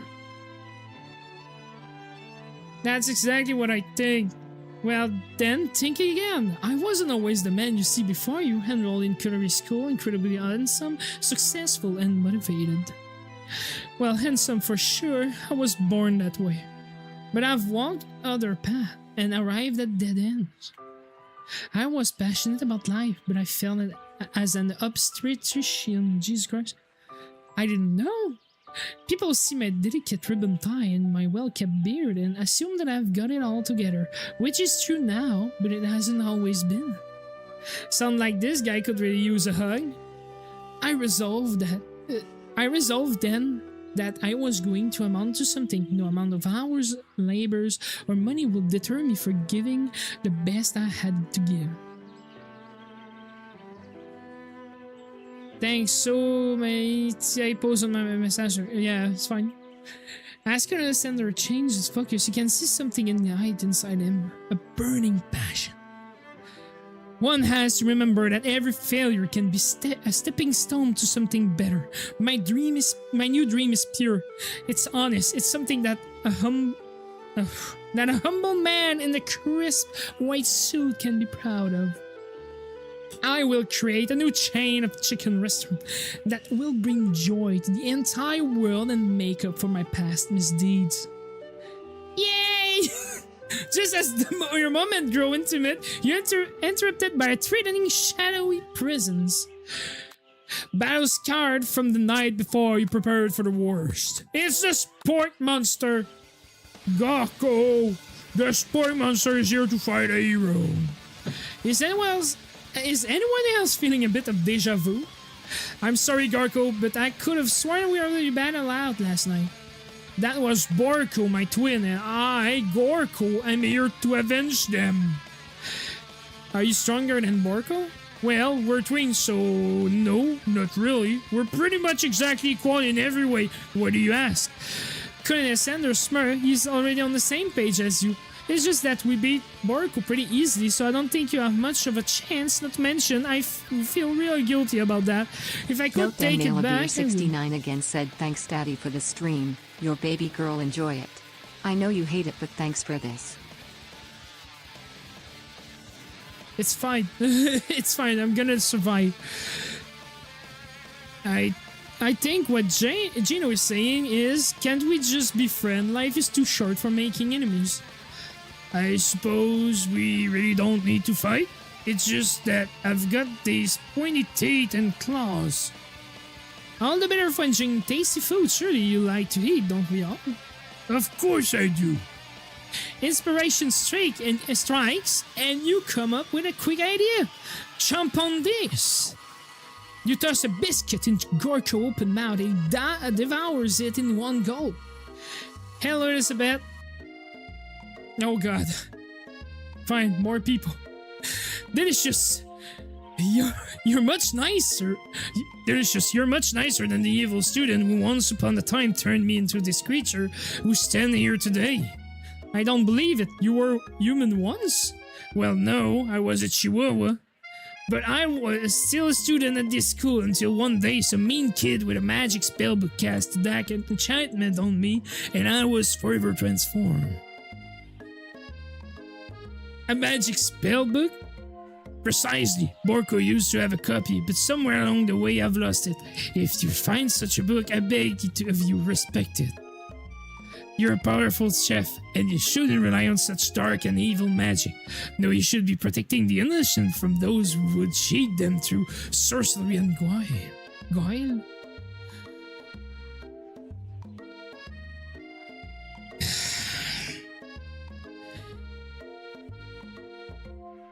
The name of the game is I Love You, Colonel Sanders, a finger-licking good dating sim. Yeah. If you need me, don't fear. I will be there. It sounds like there are some bad cooks in the kitchen of life. Gino, together I am sure we can defeat them. Come back to my hideaway and we can discuss. A personal invite? You can imagine what Colonel Sanders' home must be like, but it sounds like you're about to find out. Stepping inside Sanders' home, surrounded by his things, you start to feel a special bond with him. Wait, dude, he had already the goatee when he was a baby. There's a goatee. It looks like you live such an exciting life, Colonel Sanders. Every day can be an adventure if you approach it with the right attitude. Long ago, I made the decision to never stop searching, never stop working, never stop imagining. Have you ever been working on any new recipe of your own lately? I'm always excited to talk about food with another ambitious chef. Well, there is something. It's just a side dish that I've been tinkering with, trying to find the right balance of flavor and texture. I'm not sure I've nailed it yet, but I'm close to it. Colonel Sanders' eye perks up as he starts to wonder what dish you might be describing. It's meant to pair with something spicy and something crispy both, perhaps? Now you've got him right where you want him. Should you reveal your new creation to him or keep it a secret just for you? Let's reveal it. You decide that you're as ready as you'll ever be to share your original cooking with Colonel Sanders. Before you can talk yourself out of it, you decide to dive in head first. You reach into your lunch bag for a special dish that you've been keeping on ice all day.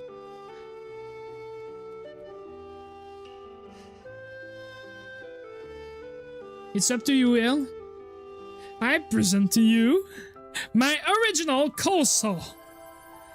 The shredded cabbage, a dish listed in the light of Colonel Sanders' looks hideaway. Magnificent. Together you chow down on the creamy slaw until just a spoonful remains in the bowl. Do you mind if I hold on to the last bite? I'd like to have it around so that I can admire its taste later and think back of this moment.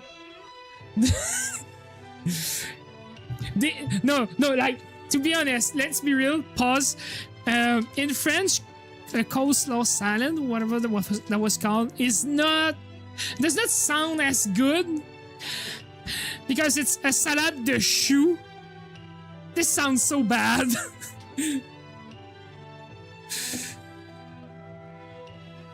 Yeah, well, in French, coleslaw is chou. You could offer to make him more, but he seemed like a very sentimental kind of guy. Sure, why not? Please, make yourself comfortable. I'll be back in just a moment. Wait, is he gonna shove it in his goatee? Because he said it was a compartment to save flavor? You realize that now would be the perfect time to do some snooping. Around the room are various items that you can look closer at. Each item seems to radiate memories and emotion. Tap on an item to discover more about the colonel. Where clearly one of the spices is the ashes of the remains of someone. Maybe not. The big old chicken. You notice a very realistic stuffed chicken sitting on a corner table. When you picked it up, you realize it isn't just realistic, it's real. Taxidermy must have been important to Colonel Sanders when it was alive.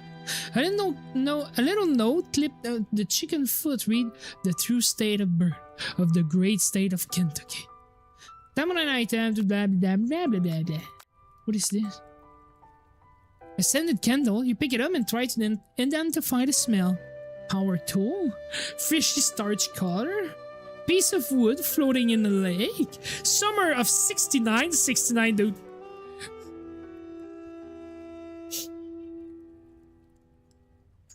I'm dying. I'm sorry. No, it's one of the secret recipe ingredients. It's blank. I'm sorry, guys. I'm fucking dying. I don't know what I have. I have some kind of weird hiccup tonight, so I have to just stop and just let it pass on the side. Tap on an item to discover more about Colonel Sanders.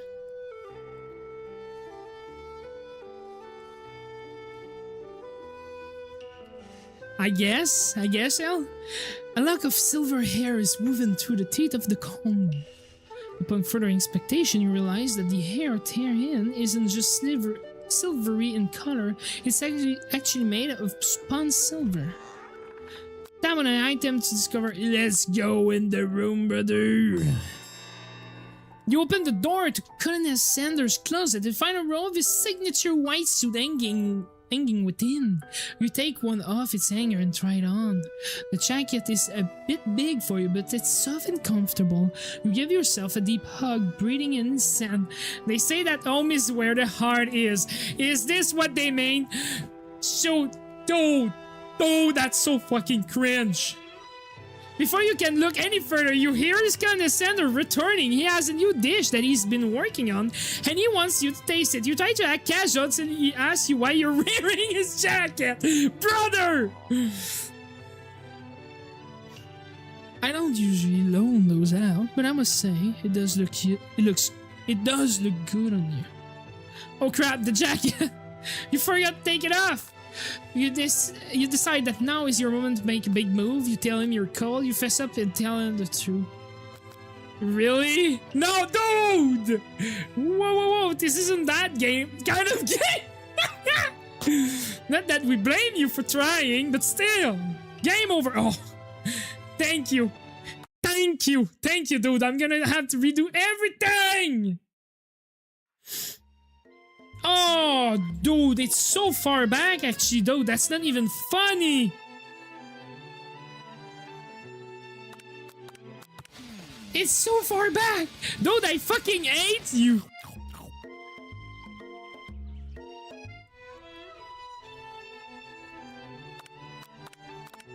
I'm sorry, guys. We gotta get that.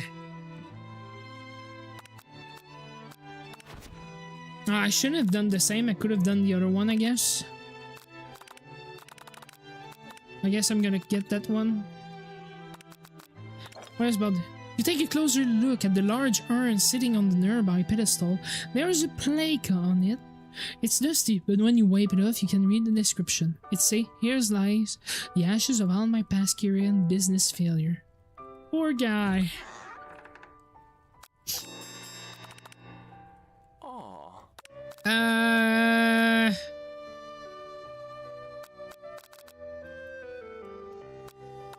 Sure. Yeah, I gotta confess, it's so cringe.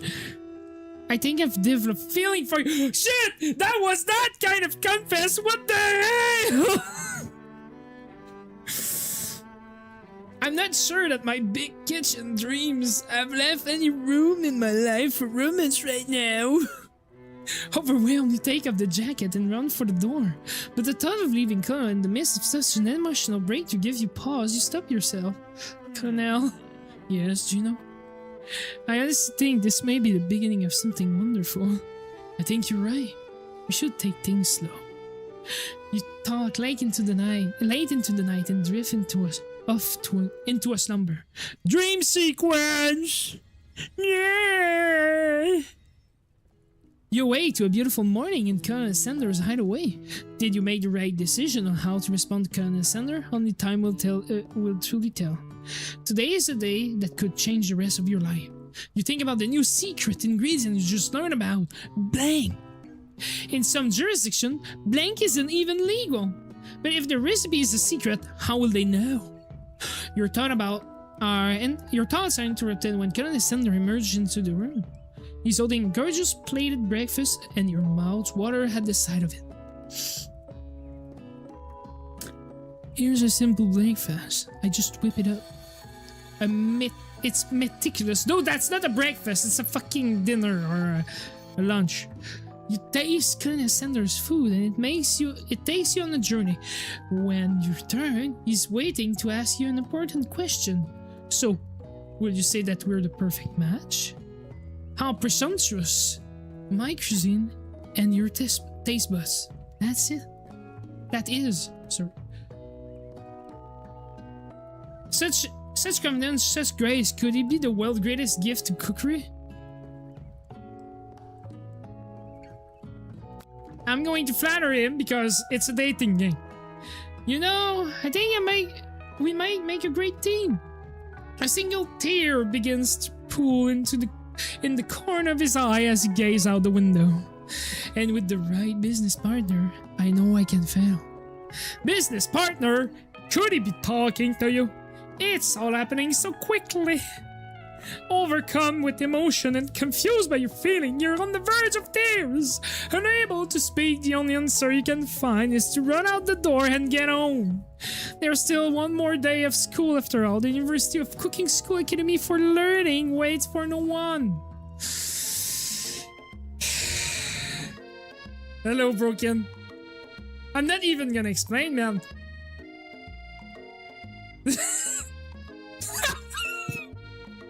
I can't. You get home to find something very surprising. Your best friend is there waiting for you. Yeah, I lost a bet, man. Where have you been? Because I had one heck of a night. I've been desperate to talk to you about it, but I couldn't find you. I got worried that something had happened to you. It's okay, I was just...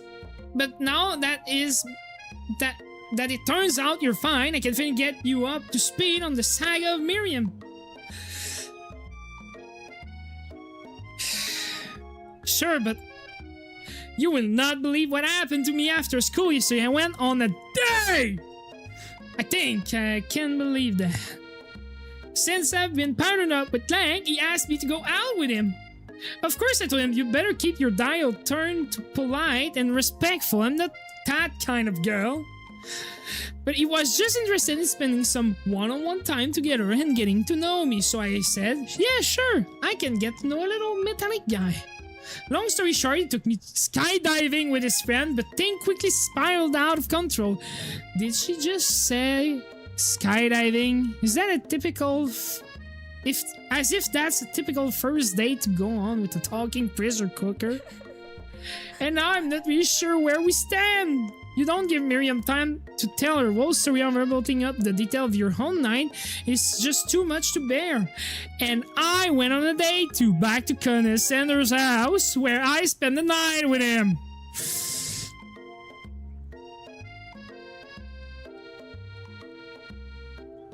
You what? Nothing happened, but the emotional connection, wowzer! Miriam tells you to move on from this woke obsession and focus on school. If being obsessed with condescender is wrong, you don't want to be right. He's the herbs and spice, indeed. After a short agreement, you both agree to go your separate way. When you arrive at school, you encounter your rivals in the quad. You can tell from this end that they are picking on Pop, though he himself might not quite grasp that fact. Because, you know, he's Pop. What's a swirly? It sounds delicious! Oh, it's great. I'll order you one up right away. I'll have my swirly with sprinkles, please. Sprinkles is dog and a treat. You can get your swirly dip too. Why don't you pick on someone your own size? Because I'm literally the biggest person at this school? There is that horse that comes on the ride to school, but who will dare pick on such a gentle and beautiful creature? You've got some nerve, Gino, suggesting I pick on the defenseless horse. Now you're twisting my words, and I won't have it. You clench your fist, but for the injury from yesterday mixer's accident makes you wince with pain. Guys, what the fuck are you doing in chat? Doesn't look like you can go on cooking like that. Might as well just give up. I'll never give up. Ever! Connor arrives just as it appears things are close to boiling over. A natural, intuitive person, he sensed that something has been going on.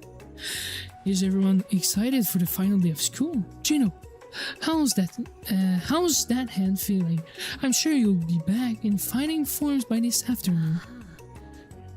Are you concerned about my hands, Colonel? Yesterday I almost broke a nail whining so hard. Technically I don't believe a winner was decided, but your presentation was quite impressive. What is he doing, complimenting her? But what about the flavor of my delicate warm gooey chocolate sauce? It was clear that you're passionate about how your food is received. That's another word to say it was bland. Excuse me, Gino. I am more than capable enough to speak for myself. Maybe you could tell me more about your thought as we walk into class, Colonel? I am always interested in discussing the fine art of fine food. See you inside, Gino. Annoyed by Colonel Sanders' inability to see Ashley for who you know she really is, you walk across the quad to get some distance. That douche.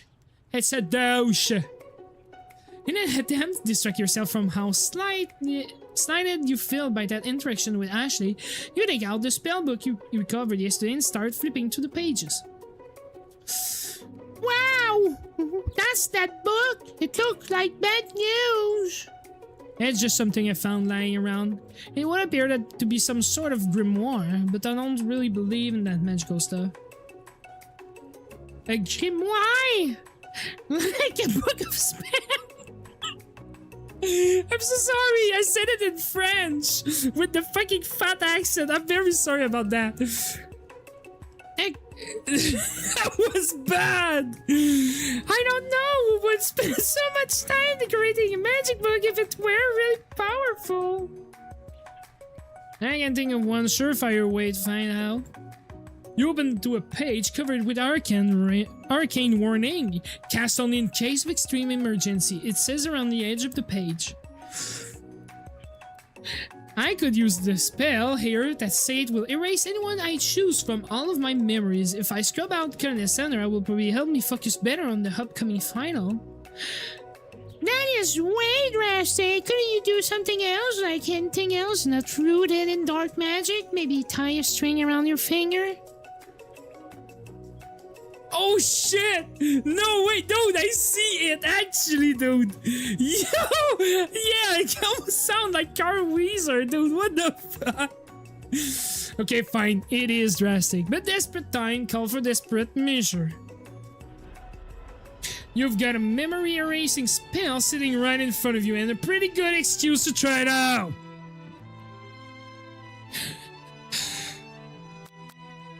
I want to do it. I want to see what happened. It's a bad choice. You begin to recite the spell, but you stumble on your word, and the only effect it seems to have is to make you forget what it is you are doing. Alright, you're looking at the page again. It came rushing back to you. Cast the forbidden spell. You begin to recite a spell, and okay, I guess I can't.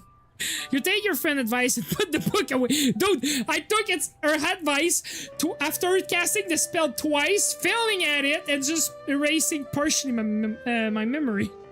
You take your friend's advice and put the book away. It's almost time for class. Sprinkles is already in the room, waiting for the student to arrive. He clears his voice to make a quick announcement. I want you all to know I feel something of a dark moment coming on, but I assure you it's nothing to be afraid of.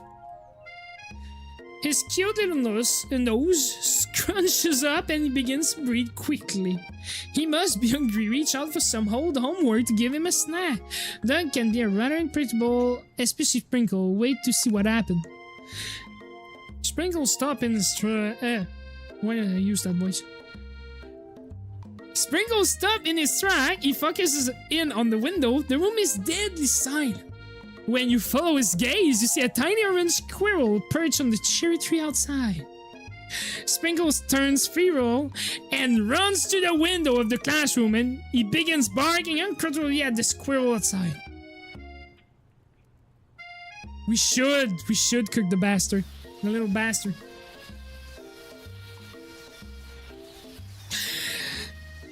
Terrence! I told you to never come back here! Terrence, I will destroy you! Terrence! Sprinkles barking fiercely, drool flying off his face. The squirrel looks over, but he doesn't say anything back. You wonder, is that even a talking squirrel? Who name him Terrence? Terrence? Turbulence. Terrence. You'd better never show your chubby cheeks around here ever again. After Sprinkle is satisfied that his presence has been felt by not only Terrence but any other squirrel in hearing distance, he returned to his professional tone. I apologize for the outburst. This actually brings up an important point. Thank you, Gino, for reminding me to dole out this indispensable bit of wisdom, you see? But before he can go any further, Miriam's love drama spills over into the class. Sprinkle is interrupted by Wills and Spark coming out of the back of the room. I told you to save it for after class! You think I wanted to be thrown from a plane strapped to a stranger? Miriam and Clank appear to be arguing, but you still haven't learned to speak Clank's language and mechanical noise. But now you had to show off to your cool kid friend Jeff and Joe and J&J forever. Watch us form a triangle in midair as with the sand. Triangles are the strongest shapes, don't you know? Yeah, well, that doesn't make it a great day. Then take Jeff and Joan with you. You can all hold your hand as you pedal down the mountain or off a cliff for all I care. Clan begins to shudder. Steam power pours out of it the gaps of his panel, and then a loud ding stops him in his track. Oh, he died. No amount of seasoning is going to make me want to eat that, Clan. Oh, dear God. Clank burps out a completely deep-fried sneaker. Considering that he himself has will, not feet, it's not entirely clear where it came from. In terms of deep friend footwear, I guess it looks okay. Clank slowly rolls out of the room to be alone with his shoe. Everyone tries to pretend like they didn't see that entire thing go down. Nothing like a loud public breakup to cast a pall over the final day of school. Well, that was unfortunate. But we mustn't be distracted from what lies ahead. The final competition showdown challenge exam. Trade more.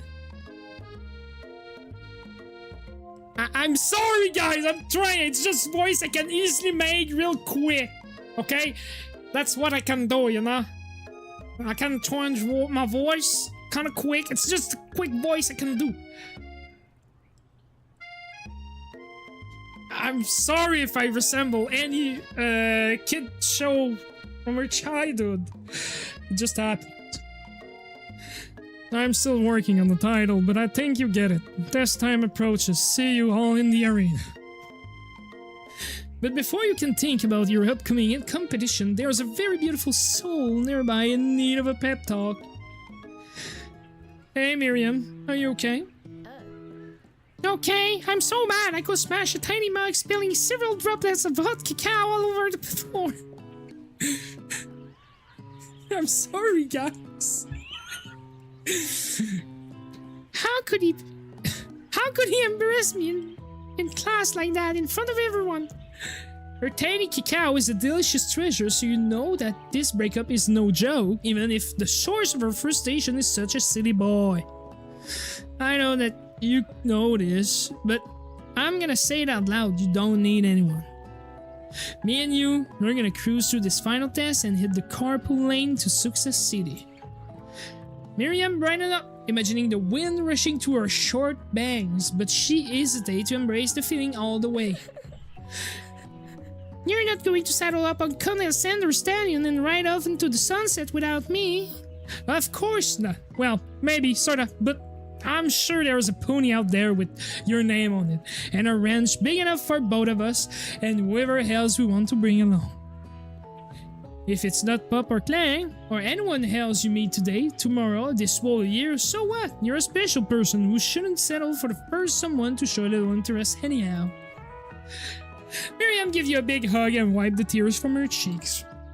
I should really review my menu for today. I'm going to make a very special soup. And I bet the Professor Dog is gonna love it up. While you were pep talking Miriam, you completely missed lunch, but that's okay because you had a better idea of how to spend your time before your exam.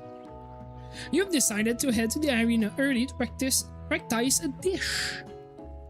This is it, the location of your final challenge. A test of will, a test of courage, a test of talent. And a chance to beat the pants off of Van, the supposed man, and his heavier counterpart, Ashley. As planned, you begin to run through the quick test of a recipe you've been working on, Gino's famous chicken pot pie. After practicing for a month, making this dish come second nature to you, and you're able to quickly get a fresh pot pie in the oven. But as soon as you do, your cram session is interrupted by Colonel Sander. Gino, what are you doing here? There's still time before the exam. Oh, just don't taking it all in. I'm big into visualizing a success. I'm looking at my station and picturing victory. The pot pie has begun to bake, but the smell is slowly filling the space around you. I don't know! Help me, still! Help me! Visualizing, that's too bad. I was hoping you were here cooking something delicious. You'd usually happily share your food with anyone who is hungry, but the last time you let a sender get in your head, it cost you a cook-off. You decide that it's time to put your cooking above your romantic desire. But that decision gets hard to stick to when the timer goes off behind you. Thank you, please. Thanks. In your head, like there was no sound. Oh, fess up about the practice dish. Thank you, man. Save me. Bet they're pierced. What the fuck? What is pierced, dude? Actually, you know what? Don't say. Okay, you got me. I'm doing a little bit more than visualizing. Oh, god dang it! I told you not to say it! I know, my nose can smell a pot pie from 400 yards. Jesus Christ! That's an oddly specific range, but you expect nothing less from such an oddly specific man. You knew it was a pot pie just from the smell. Not just a pot pie, but a chicken pot pie with an all butter crust. And my nose is telling me something else. Oh no, is it burning? No, I can smell that it was made with a heaping helping of TLC. But it's probably start burning any second if you don't put it out. The moment of truth. Wow! It's the best pot pie I've ever tasted. I've always loved country cooking, and I could eat this all day. There's no time left. The final showdown is about to begin. Sprinkles laid down the ground rules. There are no rules. That is, except to cook with everything you got. You better step up the cook-off of a lifetime. You decided that mac and cheese plus the pot pie you've been practicing are just the dishes that'll push you over the edge to victory. Oh yeah, dude, clearly the cane is a sword, dude. He killed people with that thing. Meanwhile, both Van and Ashley are prepping widely elaborate dishes per their usual over-the-top selves. Miriam has her giant magnifying glass and several sets of tweezers. She's definitely prepared to go big, going small. Colonel Sanders seems to be harnessing his 11 herbs and spices, but he's trying to find a way to improve on something perfect, his original recipe fried chicken. Yeah. The intensity in the room start at full 10 out of 10 with a frenzy of action. Everyone is cutting out a really cool special cooking move as they prepare their food. Wow, this is getting serious. No, sadly it's too late. Colonel Sanders batters chicken as it levitates through the air. Egg wash! What the fuck? Miriam first the inject ingredient to a itty bitty pot of broth.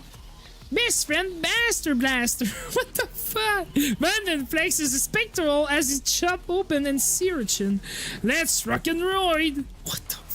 Ashley scoop her pastries off the tray with lightning speed. Shadow personality spatula. Oh my god, dude, kill me. Even Clang gets in on it. 5-day-old pressure point chicken cooking technique. Wait, when did Clank learn to speak English? It's a singularity, as as was foretold. We must let it happen, or the appliance uprising will take us all. Self-destruct. Van quickly unplugged Clang and roll him out of the back door of the arena as you frantically prepare your dish. And as Ashley has her spell book out, is she going to use some dark magic turn the tide? You've got a book of your own, and you're expected not to see her win another battle.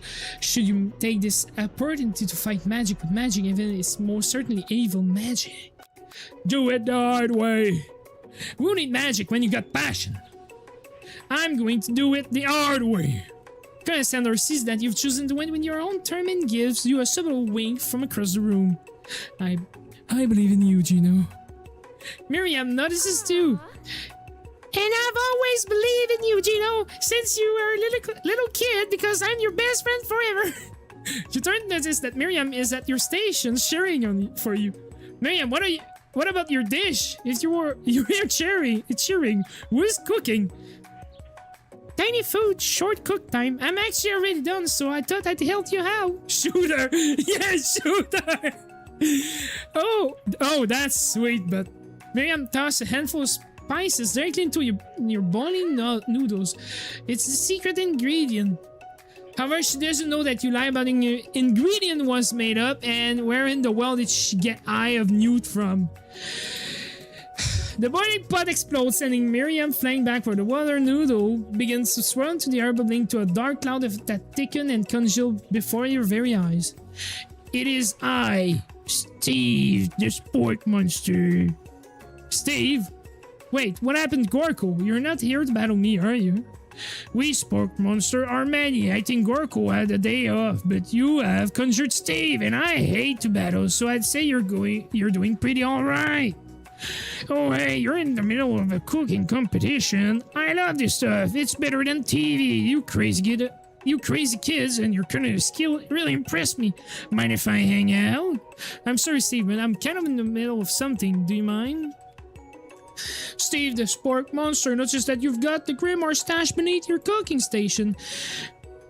I see what you're up to. Crisscross some magical items and summon me, huh? Yeah, you guess it's sorta. If you're here, would you mind tossing me some fresh noodle in a pot of salted water? I'd love to. I've always wanted to be a top chef, actually.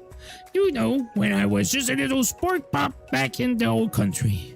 You can feel Sport Monster winding up to tell a very long and involved story. You don't know exactly where they came from, but it seemed like it was pretty lonely there. Actually, you know what? Maybe you should watch from the stands. I really need to focus on this competition. I understand. It's just kind of like that time in Monster School that I had fallen asleep during Scarce Tactics class, and when I woke up, you does a serious stare at Steve, and he takes the end. Never mind, I'll tell you later. Good luck.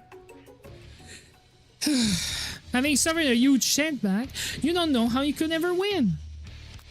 You summon extra power from deep within yourself. I can do this. I have what it takes. I came here to win. Your hair turns mac and cheese orange as culinary energy flows through your body. My heart is pure, my hands are steady. My taste buds have been preparing their entire lives for. Yes, Gino, you are the chosen one. You will avenge me. The power you've been summoning immediately fades back out. You interrupting my inspiring monologue. Sorry. My heart is pure, my hands are steady, my taste buds have been preparing their entire life for this moment. I will show the world my cookery. You begin to levitate off the ground, energy course through your body. You know what this power... With this power, you can do anything except turn back time, which would be super useful because while you were powering up, your chicken pot pie overcooked in the oven and can be served. But don't worry, dear Gino. You may have suffered some setback, but all is not lost. Impressed with your fortitude, Condescender decided you have earned his support. I've been watching you today, and I must say I'm truly impressed. You've been thinking on your feet and rolling with the punches. You step up to your station and stand right beside you. I'm here to help. All you've managed to make is mac and cheese, and time is almost up, so you're going to need it. But Colonel Sanders, what about the test? What will happen to you? What about the rules? Following the rules has never really been my thing. I follow my heart. What a guy. Colonel Sander unfolded a delicate white towel to reveal the most delicious fried chicken tenders you ever laid your eyes on. Yeah, there's no rules. Anyway, and besides, sometimes unexpected combination can have surprising effect that surpass individual efforts. Are you suggesting if we combine force, we can form the perfect food union? Time is up, students. With time expired, it's the moment everyone has been waiting for. You must I forgot his voice. You must prepare now for the to present your dishes. A handful of students stand tall, but the class seems incomplete. It seems we're missing some student. Pop, clank. From off screen, you hear a pure and innocent giggle that only came from one student. Hehehe, I'm flying! It sounds like it's going for that broom closet over there. Miriam, would you mind? Inside the closet, you see Pop hanging on the broom hook by the elastic of his underpants. Pop, get down from there right now. Let me guess, did Van did something have something to do with this? When someone asks for a wedgie, who am I to refuse? I thought the wedgie was a salad. It looks like Pop is eliminated from the challenge, seeing how he didn't cook anything. I can't feel my leg. May I be excused? Sure. You kid and your prank. I must say, it's not the worst prank of UCSAL history, but it's not exactly the yearbook material. Wait a second. Pranks, clanks. Where did that pressure cooker rolls off to? You wait to hear the signature weird beep or the onomatopoeia, but there was none. Somehow he must have gotten unplugged, I guess. Well, we'll have to figure that out later.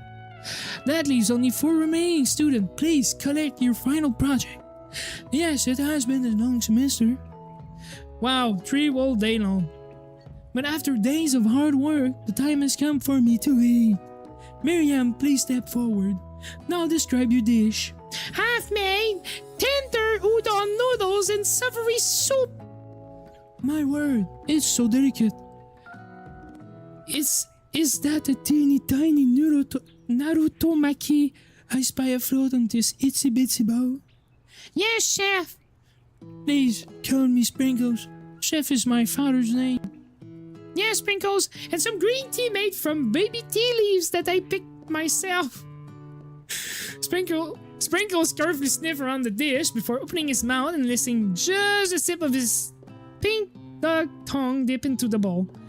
Sublime. Would anyone else like a taste? Oh, come on, I'm not one of those dogs with dozen flaws. I even have a really cute electric toothbrush for dogs. Fine, I'll enjoy it by myself.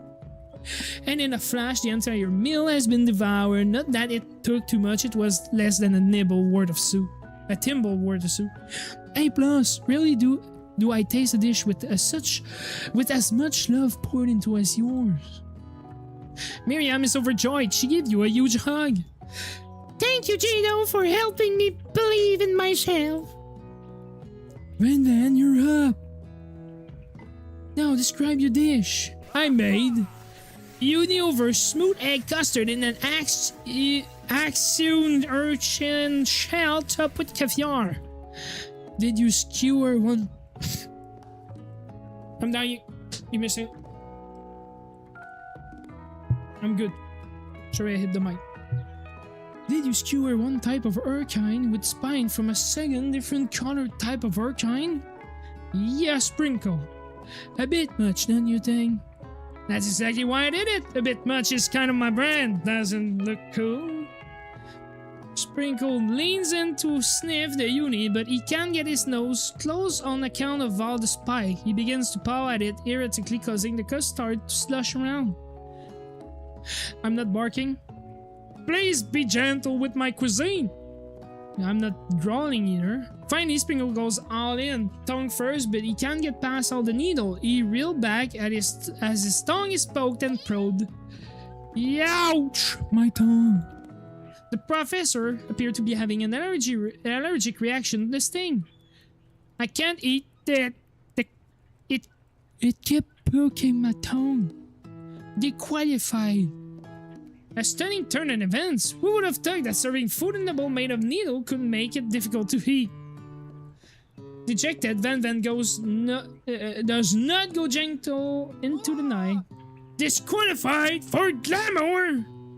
Don't discount capability. This isn't the last you've heard of me! Before forcing us to endure a swollen dong for another moment, Springer graciously laps up a bowl of meal. I know, yeah, I'm a dog and drink meal. Get over it, sometime it helped calm my agitated tongue. Next student, Ashley, it's time to step up. Now describe your dish. I made orange blossom Turkish delight in a light rosewater syrup, top it with French meringue and connected by sugar glasses.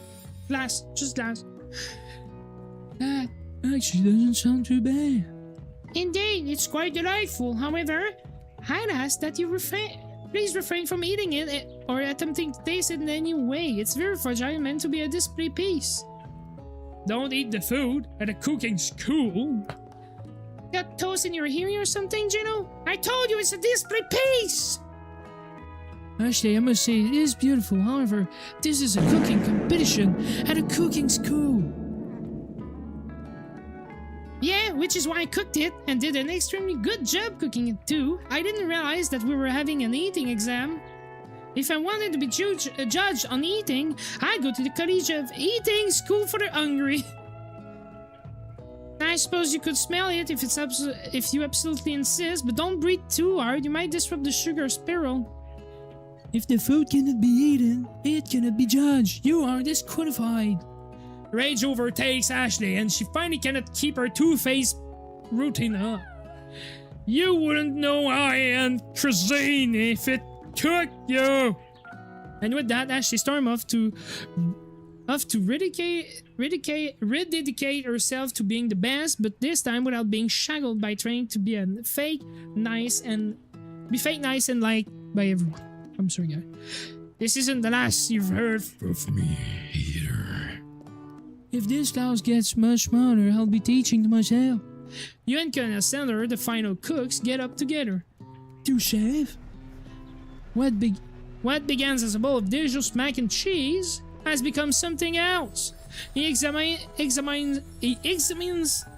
Oh my god, I can't say it. He examines it closely, sniffing and eyeing the bowl. Uh-oh, I don't have a good feeling about this. From somewhere in the room, I let the drumroll play. Just when I thought I'd seen everything in this kitchen, gave me this thing, and completely blew me away. In my 49 dog years of life, I've never tasted anything so delicious and perfectly balanced. It's so delicious, in fact, that everyone passes the class. You pass, you pass, and you pass, and you get a pass. Everyone gathers around and partake in the mac and cheese bowl. They all seem to transcend this reality into another dimension. You win! Together, you and Colonel Sender, you have made a new menu item.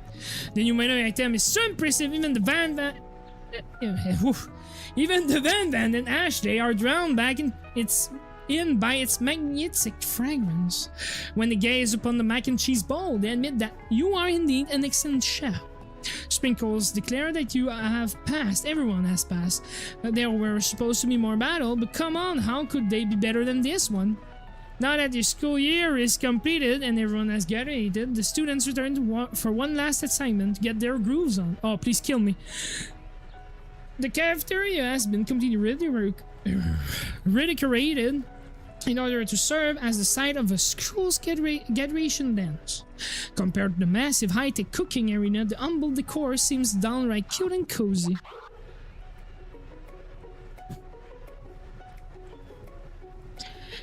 DJ Dog is in the house.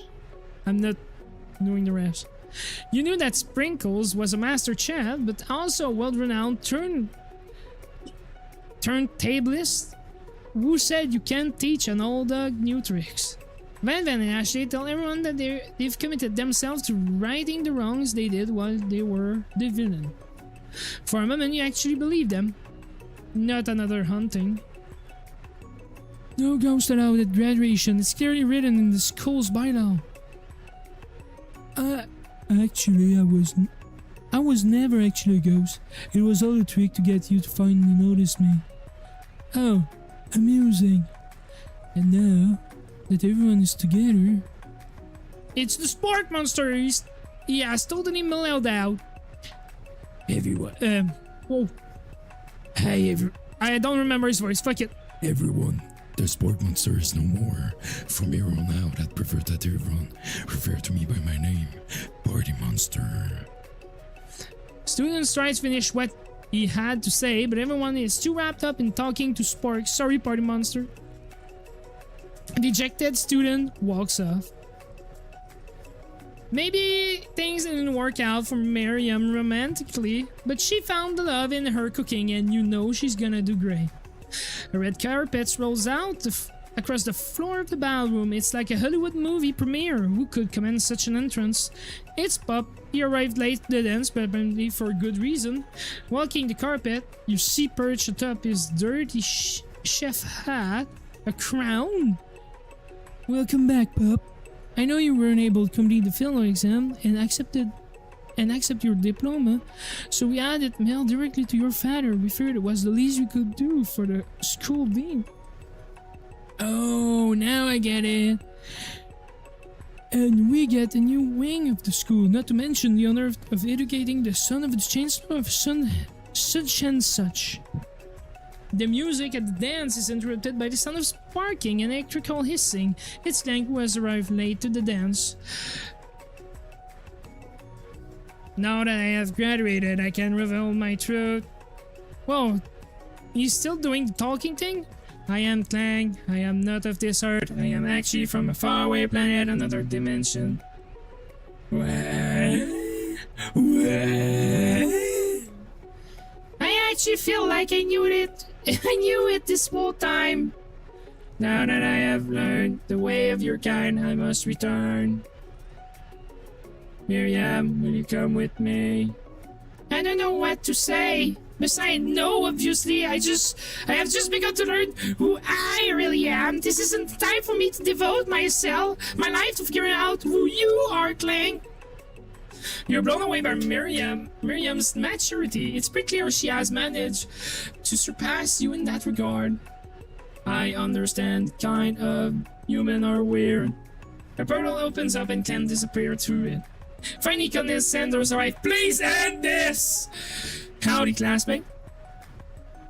Just like the first day you met him, he has come prepared to feed the entire class. However, it's not enough to just give them a bucket of chicken. This time it's a full meal. I didn't get to be the most famous chicken man in the history of chicken and man by not reminding people to go out and buy my chicken. Jesus Christ, dude. Oh, please let this end. I'm done. And my stuff. No! No, it's not the end. As everyone feasts on their delicious chicken dinner, Colonel Sanders finds you sitting at the edge of the dance floor. Gino, what are you doing sitting all alone? Oh, you know, just waiting to be the right person for the right person to ask me to dance. I wonder, might you tell me what are the qualities that you would expect to find in such a lucky person? Off the top of my head, oh, I don't know, spicy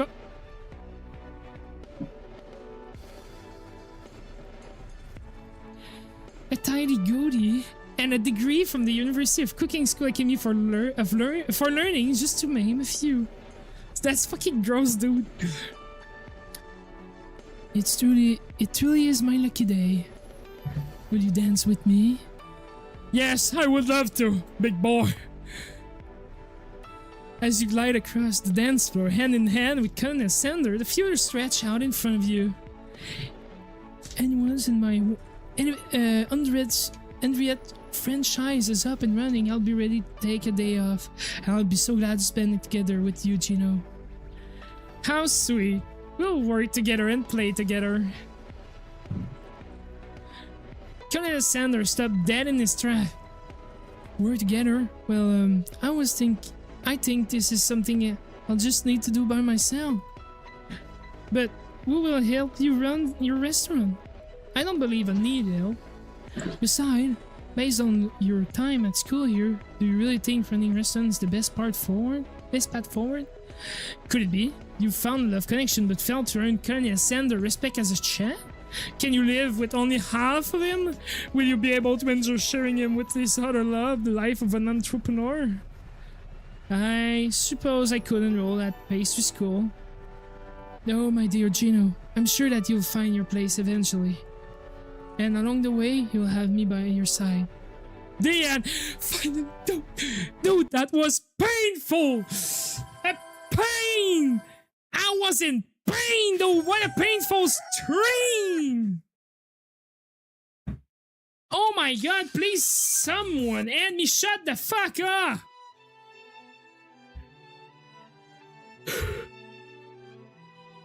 I'm never doing this again. Okay, I'm going to bed tomorrow. I won't have any voice. I hope you had fun. I was in pain all the time. I hated that. That was cringe as fuck. That was so bad, and I had to talk all the fucking stream. My throat is actually hurting a bit. Holy shit, I talked a lot. And holy fuck, that was long. Oh, wow. Yeah, I know the game isn't serious. It's fun. It's kind of a bit me being like that. It was bad. I actually didn't like that. Like, it was funny to laugh at it. Ain't no way any of this was... Like, I am one of those person that right now can say I have played this fucking game. Isn't that wide? I've never played a dating sim, nor just a story game, telltale game like that. I will clearly delete. I don't keep the game I've played. At least now I can say it won't ever be again on the wheel. I won't have to deal with that ever again. But holy fuck, dude. Oh, welcome, Finn. You came just at the end of the stream. Sadly, you missed a full playthrough of I Love You, Canada Sender, a finger-licking good dating sim. Yeah, I'm sorry, man. But yeah. Wait, yeah, I know, man. I'm tired. I can't speak, man. I've spoken for a whole 2 hour and a half. That's pretty sick, though, Finn. Oh. Dude, my throat. I have a sore throat, man. It will be bad tomorrow, man. I won't be able to speak. But, yeah. So, I guess I'm gonna end it here. So thank you all for joining in. Hope you all had fun, and see you all next time. Goodbye!